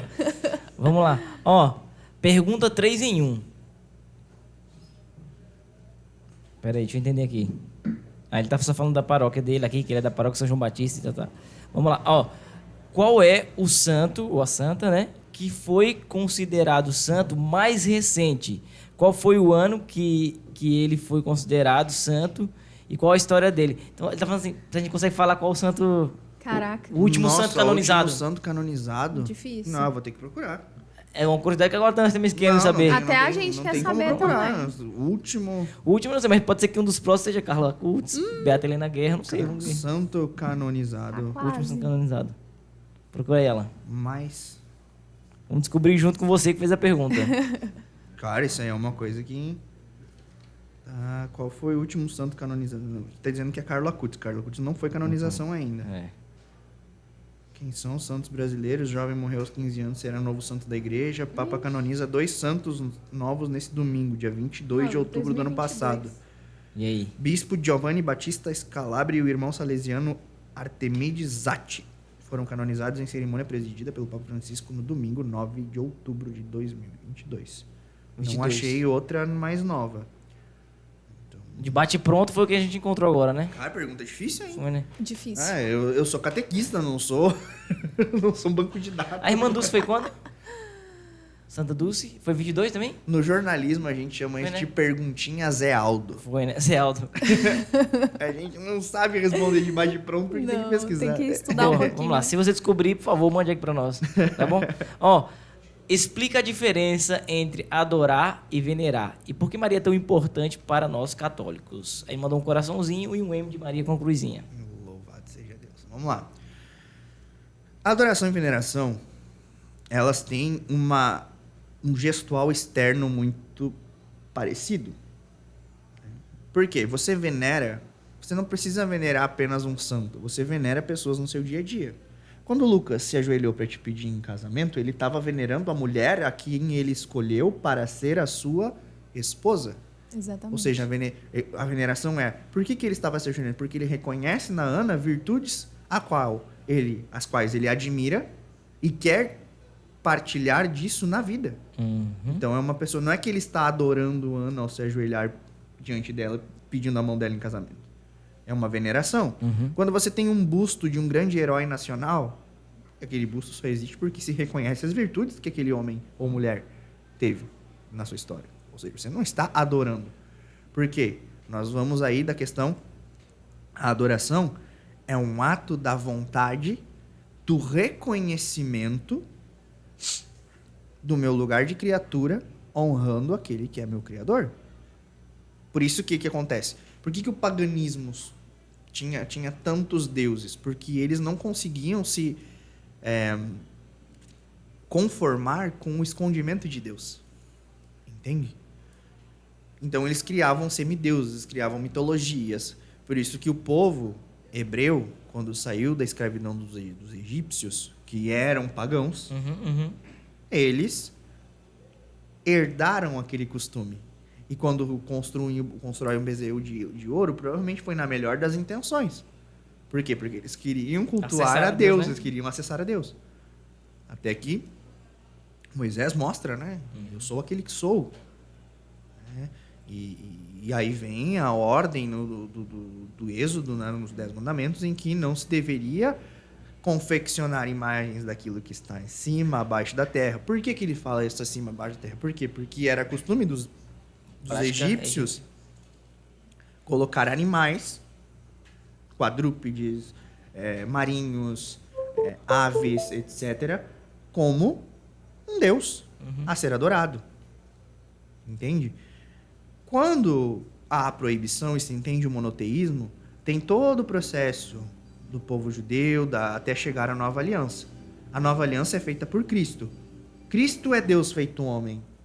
Então você pode fazer uma imagem agora de Deus e adorar, não a imagem, mas a quem ela representa. Por quê? Porque Jesus, ainda que seja Deus Filho, é Deus e é o meu Criador, é o meu Senhor. Por isso que quando a saudação de Isabel a Maria, no grego, usa o termo Kyrios, que no Antigo Testamento efusivamente é usado para reconhecer o senhorio de Deus sobre nós. Então, de onde me vem a alegria de me ver a mãe do meu Kyrios, do meu Senhor, Kyrios? Ou seja, está reconhecendo ali a maternidade divina da Santíssima Virgem. Então, veja, a adoração é um entendimento do senhorio de Deus sobre a nossa vida. Ponto. A veneração é você reconhecer aquilo que Deus faz nas pessoas. Boa. Ou seja, quando você quer ver uma veneração a Maria clara na Bíblia, bem-aventurada aquela que acreditou. A Isabel falando para ela. Ou seja, quando você chama uma pessoa de bem-aventurada, você está dizendo, você está reconhecendo nela virtudes. Virtudes e méritos que não são delas por si mesmo, mas que é a ação de Deus. Maria é plena da graça, não porque merecia ser plena da graça, mas porque Deus a fez assim, por conta da missão a que ela vinha desempenhar. Ser mãe da encarnação do Verbo. Então, quando eu venero Maria, na verdade eu estou adorando a Deus. Ah, mas o protestante ou qualquer outra pessoa não entende isso, mas aí é uma questão dele. Porque eu não posso chegar assim e dizer, a pessoa me dizer, prova que você não adora Maria. Como é que eu vou provar algo que somente a minha vontade é capaz de exprimir? Eu posso ficar de pé, parado, sem falar nada e estar adorando a Deus. Por quê? Porque é um ato da minha vontade, porque o meu espírito se eleva ao Senhor. Da mesma forma, o corpo às vezes vai manifestar o que está interiormente, exato. mas nem sempre vai acontecer. Então, por isso. exemplo, quando eu me ajoelho diante de uma imagem, não é porque eu veja, por exemplo, a gente está vendo uma imagem aqui, né? Não é porque eu vejo naquela imagem virtude nela, no gesso, Sim. na tinta, no como ela foi feita. Eu posso apreciar a beleza Sim. artística, mas eu não estou venerando a beleza artística. A veneração à pessoa, quando eu olho para a imagem de Maria, é porque eu me recordo da grande mulher que ela foi, que ela é. Ou seja, não está no ato a adoração. Está na Não, intenção do coração. não tá, porque se eu me ajoelho para limpar um móvel, eu tô adorando o móvel na minha casa, né? Exatamente, que é um ato externo. um exemplo claro de pessoas que se ajoelhavam diante de Jesus e não os adoravam. Os romanos, na crucificação. Eles se ajoelhavam diante de Jesus, batiam nele e diziam, salve o rei dos vermes. Eles estavam ali se adorando, fazendo uma vênia. Externamente era uma vênia. Sim. No ato, era uma blasfêmia, era uma ironia.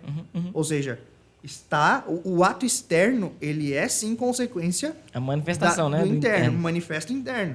Mas não quer, o ato externo em si não significa determina, aquilo que eu né? faço. Boa. Então, se eu canto uma música para Maria, não quer dizer que eu estou adorando, estou dizendo que eu estou reverenciando aquilo que Deus fez nela. Legal. Entende? Legal. Ó, vamos lá. Como podemos envolver mais jovens na vida paroquial e na evangelização? Quer ir nessa? Tu que trata com mais jovens do que eu? Como fazer para trazer eles mais para a paróquia, ser mais participantes lá e envolvê-los na evangelização? Eu vou falar uma coisa um pouco polêmica. Diga. Não só apenas com brincadeiras e eventos Legal. engraçados, divertidos, com conhecimento, tratando eles como pessoas que já têm a capacidade de aprender, Muito bom. já têm a capacidade de serem catequizados, de serem evangelizados de fato, sabe?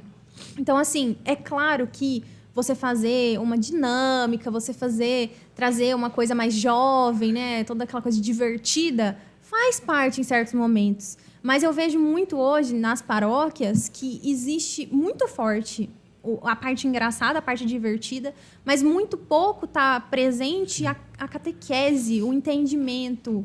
E isso não prende. Exato, é Sabe muito por que que superficial. não prende? Porque, assim, primeiro, Uma hora enche o saco. quando tu fica preso no jogral e no sentimentozinho, o jovem entende que você está subestimando a capacidade dele pensar. Entendi. Exato. Então, vai lá, eu vou fazer um jogral. O jovem não quer mais saber de jogral. Eu me lembro uma vez num grupo de jovens que eu fui dar uma pregação. Pregação não, uma palestra. E aí um pessoal do lado da coordenação falou assim, cara, só toma cuidado porque eles são jovens demais. E eu, cara, peraí. Aí, isso eu era muito jovem, na época eu não pensei isso. Mas hoje pensando, olha, pô, o jovem pega aqui, não tira do bolso, faz isso aqui. Isso aqui, nós ainda tiramos do bolso. O jovem tem o celular quase como extensão do braço. Sim, é um membro. Entendeu? Ele nasce... Opa, desculpa. Ele nasce sabendo mexer nisso aqui, praticamente. Cara, eu vejo pela minha filha. A gente não ensina, a gente não dá o celular pra ela.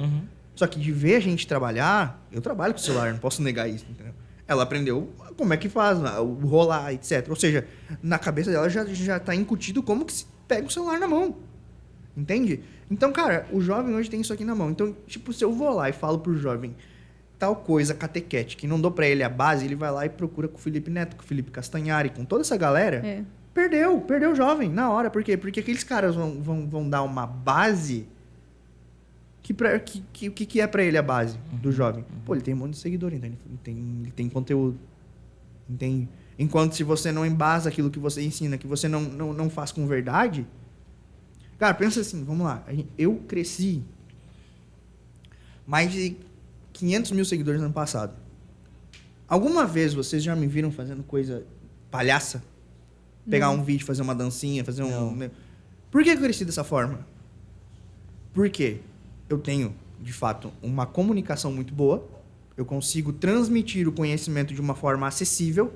Mas mais que isso, as pessoas só continuam ali porque eu transmito a verdade. Eu não transmito o que eu acho. Então tá claro que as pessoas hoje... Que, inclusive, é o fundamento do apostolado do Padre Paulo. Exato. Ele sempre fala Nada isso, né? antepor a Cristo, né? É, que ele trazer à tona a voz da igreja. Exato. Então, cara, pensa assim, se a pessoa quisesse saber exatamente o que o Alan acha de determinado assunto, só não ia ter tanto seguidor. Agora, quando ela percebe que o que eu faço ali é transmitir algo já pré-existente, com base, com uma questão sólida, ensinando coisas que nunca as foram ensinadas, porque justamente achavam que elas não seriam capazes de entender, o jovem se perde. Primeiro, porque o jovem se revolta. Segundo, porque o jovem não tem base. Terceiro, porque ele não tem referência. Eu faço questão, na maioria dos meus vídeos, falar pelo menos uma referência do catecismo ou de algum documento. Porque o jovem precisa ter essa segurança de que o cara não está inventando uma coisa. Sim. Eu, por muito tempo, por exemplo, a minha mãe, eu amo minha mãe é a rainha da minha vida, né? Mas a minha mãe, por exemplo, quando a gente conversou uma vez sobre castidade, ela me falou, porque a castidade é essa coisa que a igreja inventou na Idade Média pra aprisionar as pessoas. Pô, ela não falou isso por mal, ela é uma pessoa má, conheço a minha mãe demais. Mas foi o que foi passado pra ela. Por quê? Porque ninguém chegava lá e dava uma formação mais profunda, porque não havia conhecimento. Independentemente da idade da pessoa, ela sempre está sedenta pela verdade, quanto mais o jovem. Por quê? Porque esse elemento da verdade é o vazio que a gente precisa preencher. Então as pessoas, elas querem buscar a verdade, elas querem, só que elas não sabem por onde. Aí elas vão lá e acham que no espiritismo tá a verdade, ou acham que no youtuber tá a verdade, ou acham que na política tá a verdade, sendo que eles não conseguem enxergar que a verdade é uma pessoa. Entende? Por quê? Porque aí ou a gente se perde em não conseguir conciliar sentimento e razão, ou a gente fica preso no sentimento, ou a gente se torna racionalista, ou a gente não se torna nada. Por quê? Porque falta-nos referência. Por que o Padre Paulo Ricardo é considerado o pároco do Brasil? Porque as pessoas viram nele um homem que se veste como padre, Que ensina o que a igreja ensina com verdade, com firmeza e sem medo das retaliações do mundo. Por que ele se tornou isso? Porque justamente ele foi aquilo que Cristo pediu dos apóstolos. Eis que vos envio como ovelhas entre os lobos. Sede astutos como as serpentes e simples como as pombas. Ora, entende? Esse que é o ponto. As pessoas querem a verdade, elas desejam a verdade. Cara, eu sou um jovem de 30 anos, cara. Pensa, nem 30 eu tenho ainda. Por que as pessoas... vocês viram que eu não preciso mentir. Vocês viram que pessoas de todas as idades me abraçando e dizendo o quanto o meu apostolado é importante na vida delas. E eu não estou falando isso para me aparecer, porque tanto o apostolado da Ana, o apostolado de vocês é tão importante quanto. Eu estou dando o meu exemplo porque é o que eu vivo. Entende? As pessoas me abraçam, as pessoas jovens. Eu consigo... Cara, eu sentei os jovens na minha volta querendo saber por quê. Porque confiam naquilo que eu falo. E eu sou um cara de 30 anos, cara. Pensa, a minha inteligência completamente limitada perto de uma inteligência de 2.000 anos, que é da igreja. Entendeu? Então eu não posso chegar aqui e querer inventar coisa, inventar teologia, primeiro porque não sou teólogo, segundo porque eu sou só catequista, terceiro porque eu não tenho que me colocar no lugar de alguém que vai criar doutrina, sendo que já existe uma igreja, uma doutrina bem estabelecida. O que esse jovem quer saber? Por que essa doutrina existe?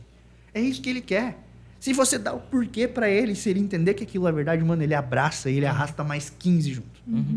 Não tenho dúvida disso. Porque o poder de convencimento de um jovem bem formado, cara, as pessoas não têm noção.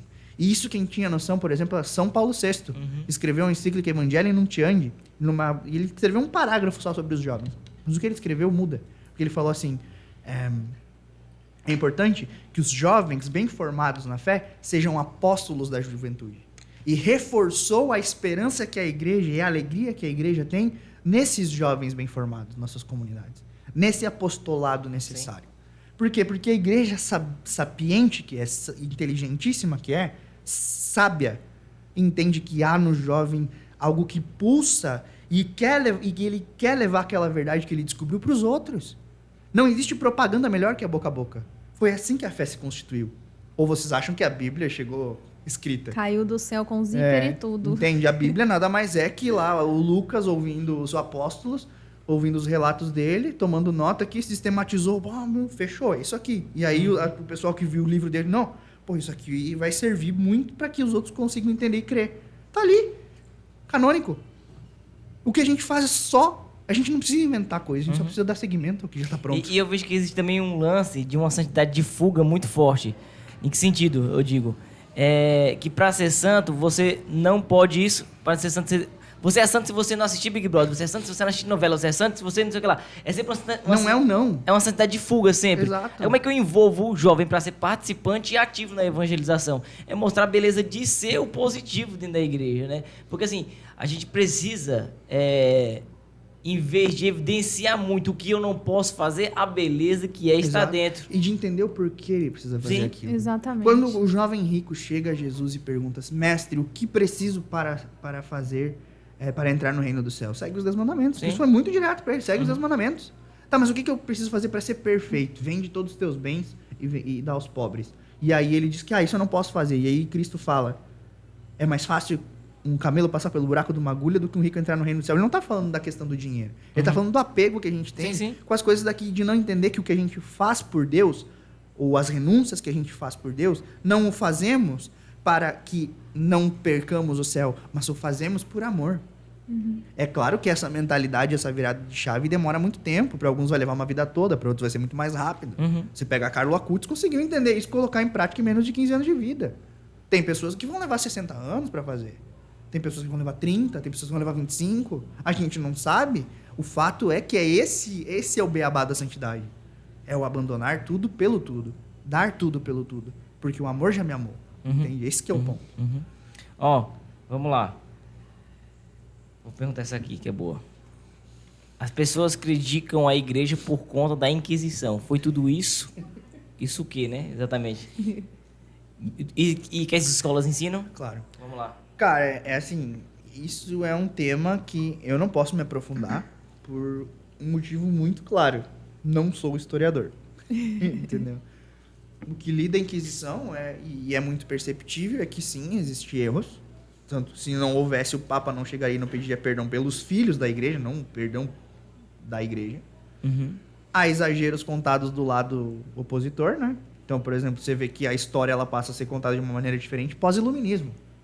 Então, o iluminismo, o século das luzes, que matou tanta gente em nome da razão, traz aí essa história de que a Inquisição matou milhões, de que a Inquisição dizimou, que a Idade Média era o século das trevas. Nossa, quantas trevas! Todas as faculdades existentes da Idade Média começam ali com a igreja. Enfim, né? Então você vai ver que há erros, mas há histórias, factoides contados, que é o que a gente chama de anacronismo. Você não pode analisar uma história tirando ela de contexto. Então você vai ver que na época aquela era a mentalidade do povo, que a Inquisição em si foi um dos primeiros tribunais com direito à defesa da história, que fundamentou o direito de ampla defesa que nós temos hoje. Entende? Então tem toda uma questão, né? A Inquisição em si ela não servia para matar pessoas, mas para analisar se aquele caso se tratava de heresia ou não. E aí você vai ver um monte de questões, assim, que, por exemplo, de pessoas que não foram entregues ao braço secular, que se queimava, por exemplo, bonecos, que se dava penas, por exemplo, de peregrinações. É muito mais uma etc. chance, né? A Inquisição. A Inquisição ela era extremamente benevolente para o tempo, para aquela época. E claro que se você for olhar, nossa, eles não davam... Você tem que entender que o Império era católico, que a heresia era um crime gravíssimo e deveria continuar sendo. Entende? Que era um crime tão grave que era o que se chamava de lesa majestade divina, porque a lesa majestade, ou seja, você atacar o rei, já era um crime capital. Quanto mais a lesa majestade divina. Entende? Claro, a gente não pode chegar aqui e dizer que não foi a igreja que executou, de fato, assim, na parte burocrática, não foi. Mas a igreja deu anuência em alguns casos. Então, houve exageros, houve torturas, houve coisas que a igreja necessitou pedir perdão no simpósio do Vaticano II, né? Nas atas do simpósio do Vaticano II, ao terminar aquele simpósio que historiadores, ateus, católicos, protestantes, enfim, do mundo todo se reuniram para debater as atas da Inquisição. E ali se tirou muitos mitos e se pediu perdão pelo que deveria ser pedido perdão. Existem alguns livros muito bons de se ler, por exemplo, Inquisição, Tribunal de Misericórdia, do Christian Tuhalde, O Mito da Inquisição, esqueci o nome dele. O próprio livro Como Entender a Inquisição, do professor Felipe Aquino, que não é, de fato, um livro escrito assim, pelo professor Felipe Aquino, que ele, na verdade, ele mesmo reconhece que ele não era historiador, que ele simplesmente fez um compêndio ali de historiadores Legal. Que já falavam sobre, como Daniel Hobbes, entre outros. Legal. Ó, essa aqui sempre aparece, né? Porque os bispos e os papas não casam se o primeiro papa foi casado. Essa aqui sempre aparece. Bom, vamos lá. O celibato é para não é porque não é para simular Pedro. O celibato é para simular Cristo. Boa. Entende? Você não vê uma passagem dizendo que Cristo teve uma relação. Entende? Então, simulando Cristo ou para emular, sendo um alter Christus, o celibato sacerdotal existe, é uma disciplina, não é dogma, ele pode ser revogado a qualquer momento. Entendeu? Então, uma disciplina da igreja. O sacerdócio é um serviço à igreja. Então, é a igreja que define como que deve ser feito esse sacerdócio. Entendeu? Então, sendo o sacerdócio um serviço à igreja, a pessoa pode ser, inclusive, liberada do celibato. Por exemplo, um homem ordenado que pede dispensa do ministério sacerdotal, ele pode, inclusive, casar. Ele nunca vai deixar de ser padre, mas ele não exerce o ministério. Então, para exercer o ministério, pelo menos na igreja oriental, né, que é o rito romano, necessita de celibato. As igrejas ocidentais, nas ocidentais do rito romano e nas orientais, né, que o celibato não é uma obrigação. Que homens casados podem ser ordenados sacerdotes. Entende? Só que a justificativa está aí. E aí tem outras questões, a questão de Pedro, de questão apologética, ou até mesmo de questão hermenêutica, que não se tem a certeza, por exemplo, de que durante a missão de Pedro a mulher já havia falecido ou não. Ou se ele viveu apenas da missão e viveu um celibato até o fim, né, não tendo mais vida conjugal, vivendo apenas para a missão. Então, tem várias perspectivas que se pode ter a partir disso. O fato é que o celibato não é um dogma. Isso é bom saber. Entendeu? O celibato, ele é uma disciplina da igreja.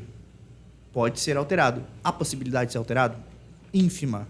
Pouquíssimo. Quase nada.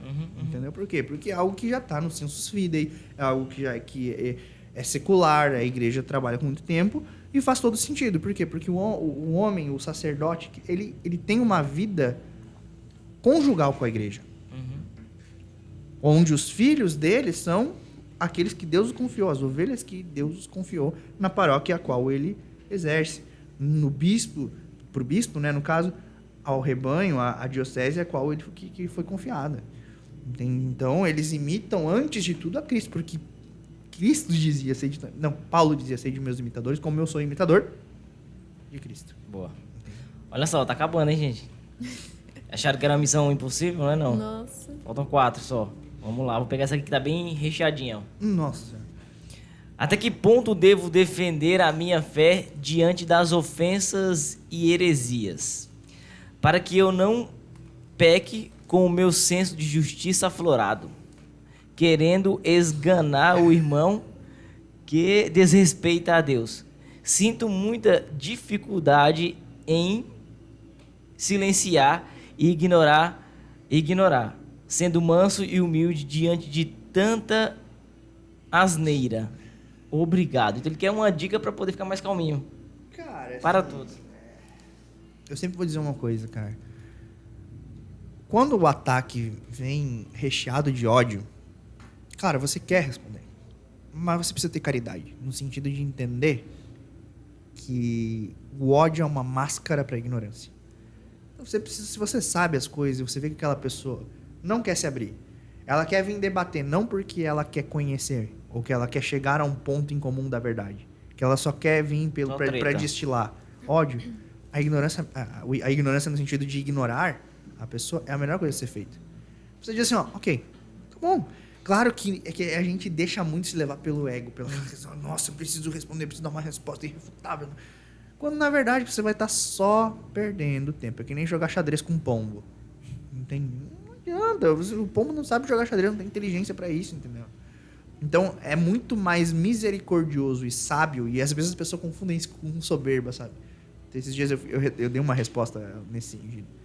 É muito mais misericordioso e sábio você dizer pra pessoa, meu irmão, você não tá em condições de entrar nesse debate, porque eu tenho um nível de conhecimento que você não tem. Normalmente, as pessoas que vêm com esse ódio todo sequer conseguem escrever o português correto. Entende? Sequer conseguem se expressar corretamente. Ah, não, tu tá cometendo preconceito linguístico. Não. É simplesmente você me dizer que uma pessoa que não lê, que não se expressa, que não consegue escrever corretamente, lê a Bíblia, de fato. Não faz sentido, entendeu? É algo excludente. Pô, eu leio, não consigo escrever e diferenciar demais.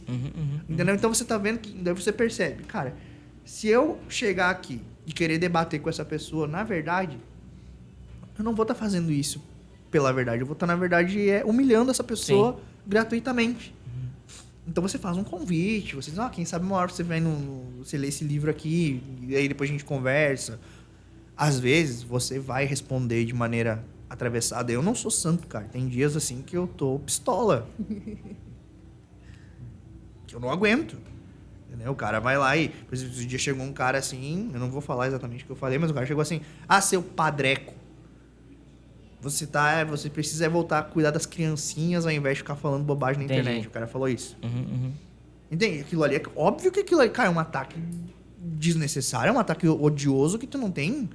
Não sabe nem o que responder no momento desse. Às vezes você usa de ironia, ou você dá um contra-ataque direto. Por quê? Porque você está ofendendo sua honra também. Entende?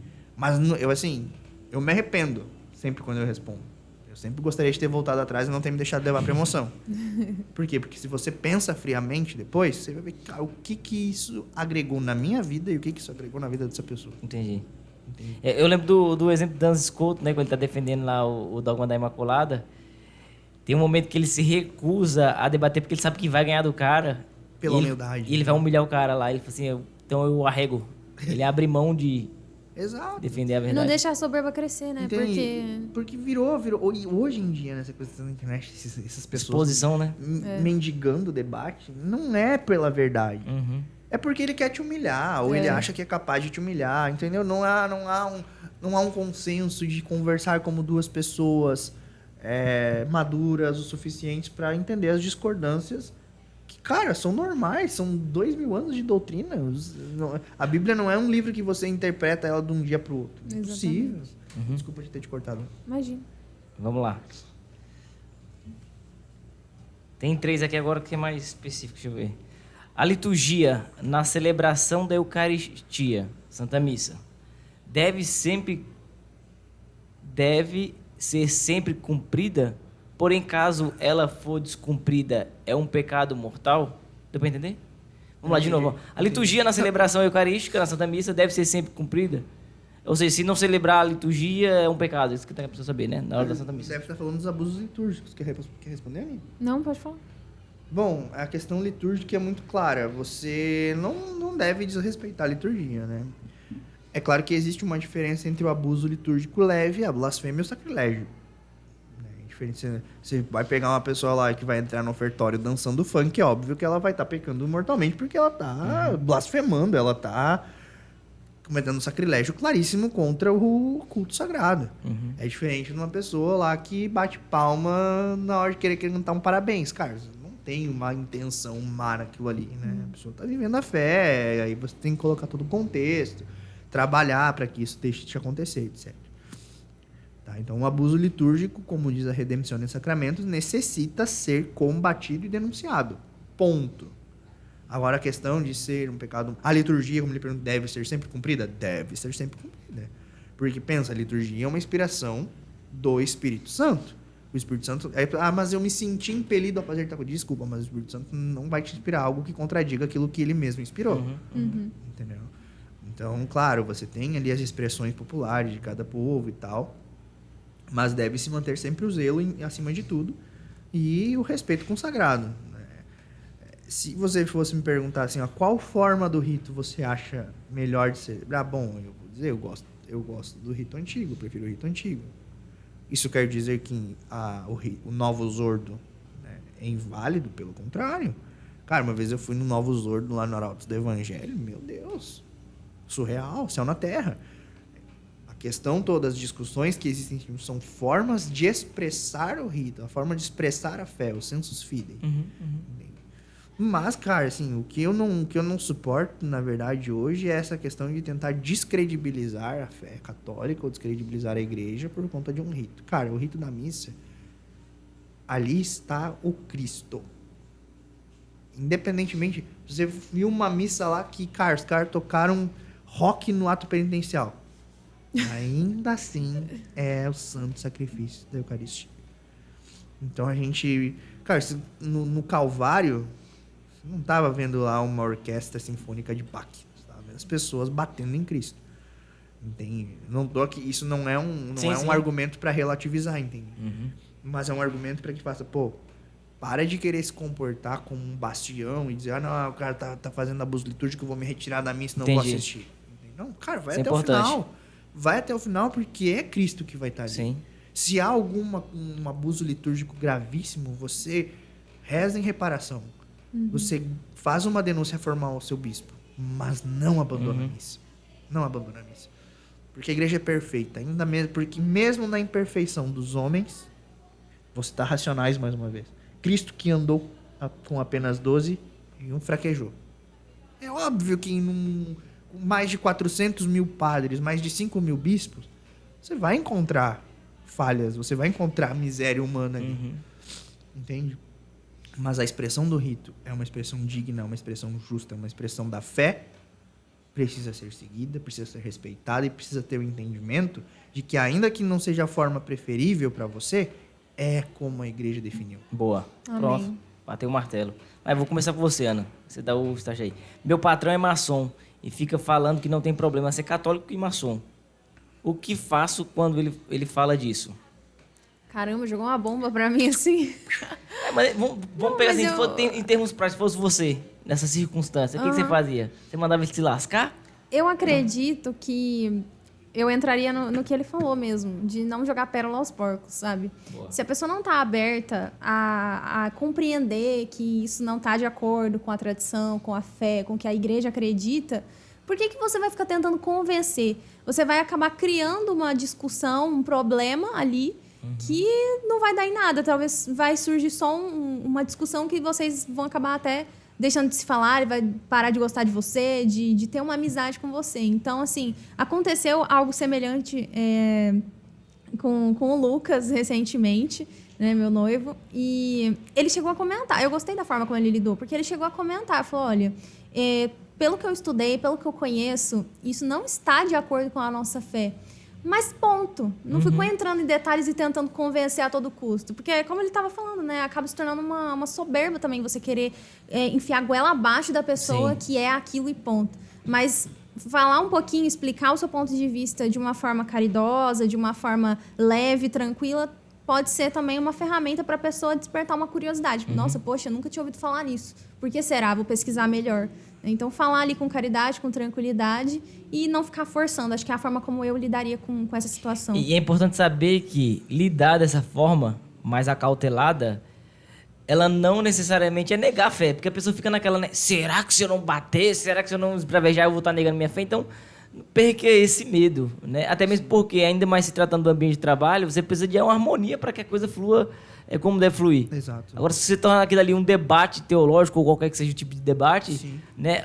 Você não foi chamado lá para dar aula de teologia para ninguém. Exato. E outra, o se omitir é diferente do você ficar batendo boca. Por exemplo, se você... O que é se omitir? Você chegou lá, tá numa reunião, a pessoa te pergunta, é verdade que a igreja ensina isso aqui? Isso vai te causar... Lá no fundo, você sabe que aquilo ali vai te causar um incômodo. Mas se você se omite a dizer a verdade, aí sim, você tá abraçando o erro. Você foi questionado, né? Entendeu? Mas agora, o cara foi lá e falou umas bobagens, entendeu? Se for para um público grande que pode causar problema para a alma e você sabe responder, você se posiciona de maneira educada, dando exemplo, com que a sua postura, o seu falar, testemunhe antes de qualquer coisa. Mas se é só um bando de retardado falando bobagem, cara, por que você vai abraçar o retardado? É que nem diz aquele velho adágio, né? Nunca discuta com um idiota. Ele te rebaixa o nível dele e te ganha por experiência. Exatamente. Entendeu? Então é isso. Alan, que grosseria. Mano, não, tem coisa que a gente precisa ser. Ou como fala na quebrada, vou dar ideia pra louco? Não vai dar ideia pra louco, né? Em Guarulhos é assim. Ó, chegamos à última, pessoal. Palmas. Ninguém saiu daqui sem resposta. Ó. Como lutar contra os ataques do mundo? Os ataques à família, sendo pai e mãe. Como proteger os nossos filhos? A resposta é a mais simples possível. Não sei se a Ana vai Pode concordar. falar. Acho que a gente nem precisa se aprofundar. Testemunho. Pronto. São Francisco de Assis, né? Que fala isso. Evangelize e, se necessário, utilize palavras. Ou seja católico, seja Exato. cristão no dia a dia e seus filhos com certeza vão... Não adianta você bater no mundo dizendo, porque as famílias, eles estão atacando a família, quando na verdade aí você vai lá, cadê seus filhos na missa? Tipo assim, quero mudar o mundo, mas não arrumo a minha cama de dia, né? Exato, De manhã. sabe? Tipo, aí vai lá, o filho erra uma coisa, agride o filho. Entendeu? Que tipo de Não tem referência que diálogo, tá passando, entendeu? Então, a questão é assim, cara, você quer mudar o mundo? Começa mudando onde você pode, que é no seu lugar, no seu campo de missão. Qual é o seu campo de missão hoje? O meu é a minha família. O que eu faço aqui, o que eu tô fazendo aqui, é um extra. Porque eu vou ser cobrado antes de tudo se a minha esposa e as minhas filhas foram santas. Boa. O que eu faço depois faz parte da minha missão, que Deus me extra. confiou. Entendeu? Então é aí que tá. No teu campo de missão, no teu lugar. Quando eu trabalhava lá na universidade, mesma coisa. Sendo um bom profissional. As pessoas vinham conversar comigo, cara.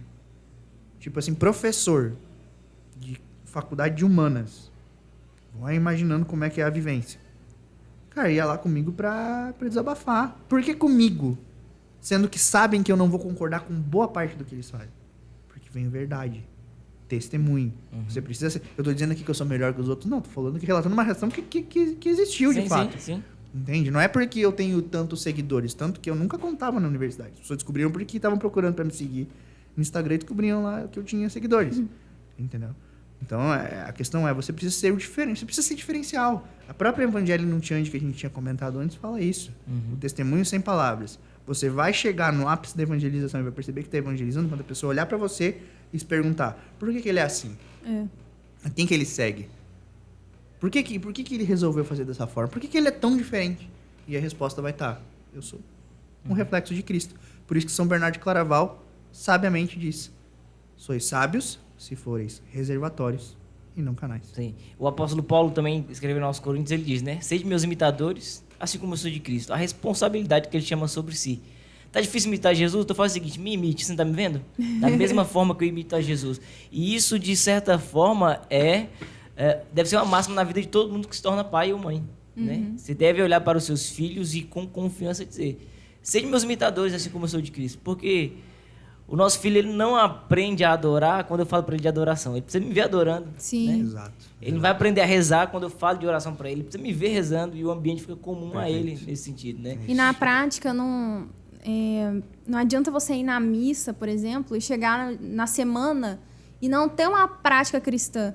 E tem uma frase que me marcou muito uma vez, eu não sei quem que me falou, mas que não adianta eu estar com Cristo no domingo e deixar Cristo lá na igreja. Entendi. Cristo tem que vir com você para dentro do seu lar. Você acorda no dia, você faz as suas orações, você reza antes de comer, você reza o terço ou o rosário, você vai à missa durante a semana quando dá, de quinta-feira você vai na adoração. Tudo isso, essa prática cristã diária, cotidiana, e virtudes e vida espiritual, tudo isso vai dando o verdadeiro exemplo para a família. O testemunho deve ser tão forte que eu costumo dizer o seguinte: a única carta de alforria para o seu filho não fazer o que você está falando para ele fazer é desde que ele imite o que você está fazendo. Então você dá uma ordem lá para Tereza: Tereza, faça isso. Você só está isenta de fazer o que eu estou te falando para fazer desde que você faça o que eu faço. Então a gente precisa ter esse tipo de envergadura na questão do testemunho, que os meus filhos estejam muito seguros se eles me imitarem. Então, filho, se você me imitar, eu garanto, né? Ou pelo menos tento garantir que você não será envergonhado no tribunal de Cristo. Exato. Né? É isso. É isso aí. Amém. Missão concluída, hein, meus amigos?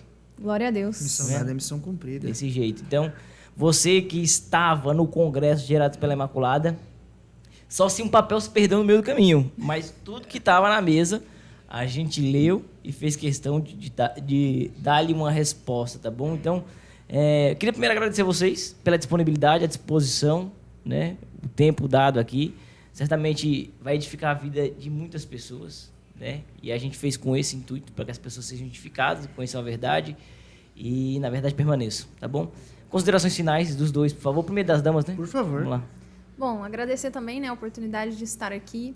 E é isso, gente, que vocês continuem aí buscando a santidade, buscando aprender mais, porque esse é o caminho para a gente aumentar a nossa fé, para a gente, de fato, dar sentido para aquilo que a gente busca, né? Então, não cansem de perguntar, não sigam a gente lá no Instagram se tiver alguma dúvida, e sempre entendam que a gente está aqui não para falar da nossa opinião, não do que a gente pensa, mas a gente está aqui para ser canal, para transmitir mesmo algo que a gente está aprendendo também. E você também pode aprender isso lendo direto, né, na raiz da coisa. Vai ler o catecismo, a própria Sagradas Escrituras, o que os padres dizem, enfim. Busque esse conhecimento, porque é ele que nos dá essa certeza de tudo, é ele que nos dá a verdade, que é Cristo, né? Então é o que vai nos dar força aí para caminhar nesse mundo perdido. Bom, da minha parte, como eu já falei demais, eu só queria dizer que a humildade é a verdade. Então, busquem a verdade, serão humildes e mansos de coração, assim como Cristo. E aí vocês vão entender o que é um Deus que diz que o meu peso é leve e o meu jugo é suave. Não é difícil ser católico. É complicadinho, exige renúncia. Mas se você faz por amor, não se torna difícil. Pelo lindo contrário. ser católico. Pelo contrário, se torna lindo, de fato. Diante disso, para selar, só posso dizer uma coisa. Quer que vocês indicam uma pessoa para estar no barco? Vamos lá. Abate pronto assim, queima-roupa. Play! Quem que você indicaria? Não, indicaria não. Quem que você convida, na verdade? Um convite, né? Que deve ser feito. Caramba. O primeiro que vem na cabeça aí, hein? É que os que eu venho na cabeça já vieram aqui. Vamos pensar. É culpa do Luan, viu? Eu não ia fazer isso. Gente, eu não consigo viu, pensar em ninguém agora. Vamos ver aqui. Vocês responderam tantas questões que eu falei, vou dar essa colher de chá. Calma aí, eu preciso abrir aqui para ver alguém. O Rogério Feltrin, do Rosa de Saron. Baixista do Rosa de Saron. Rogério Feltrin. Ele tem muita história massa pra Então, contar. convida ele aqui. Você convida, vai. Leirão, quero ver tu aqui. Boa. Eu não sei quem que já veio, mas vamos lá, se já Roger, vem de novo. O Roger. Ele veio inclusive no congresso anterior. Então, Roger, vem de novo, por favor, contar as novidades de ser um papai agora. Boa. Legal, pronto. Então, diante disso, né, meus amigos, eu posso dizer uma coisa para vocês. Permaneça no barco, porque fora do barco não há salvação. Glória a Deus. Amém.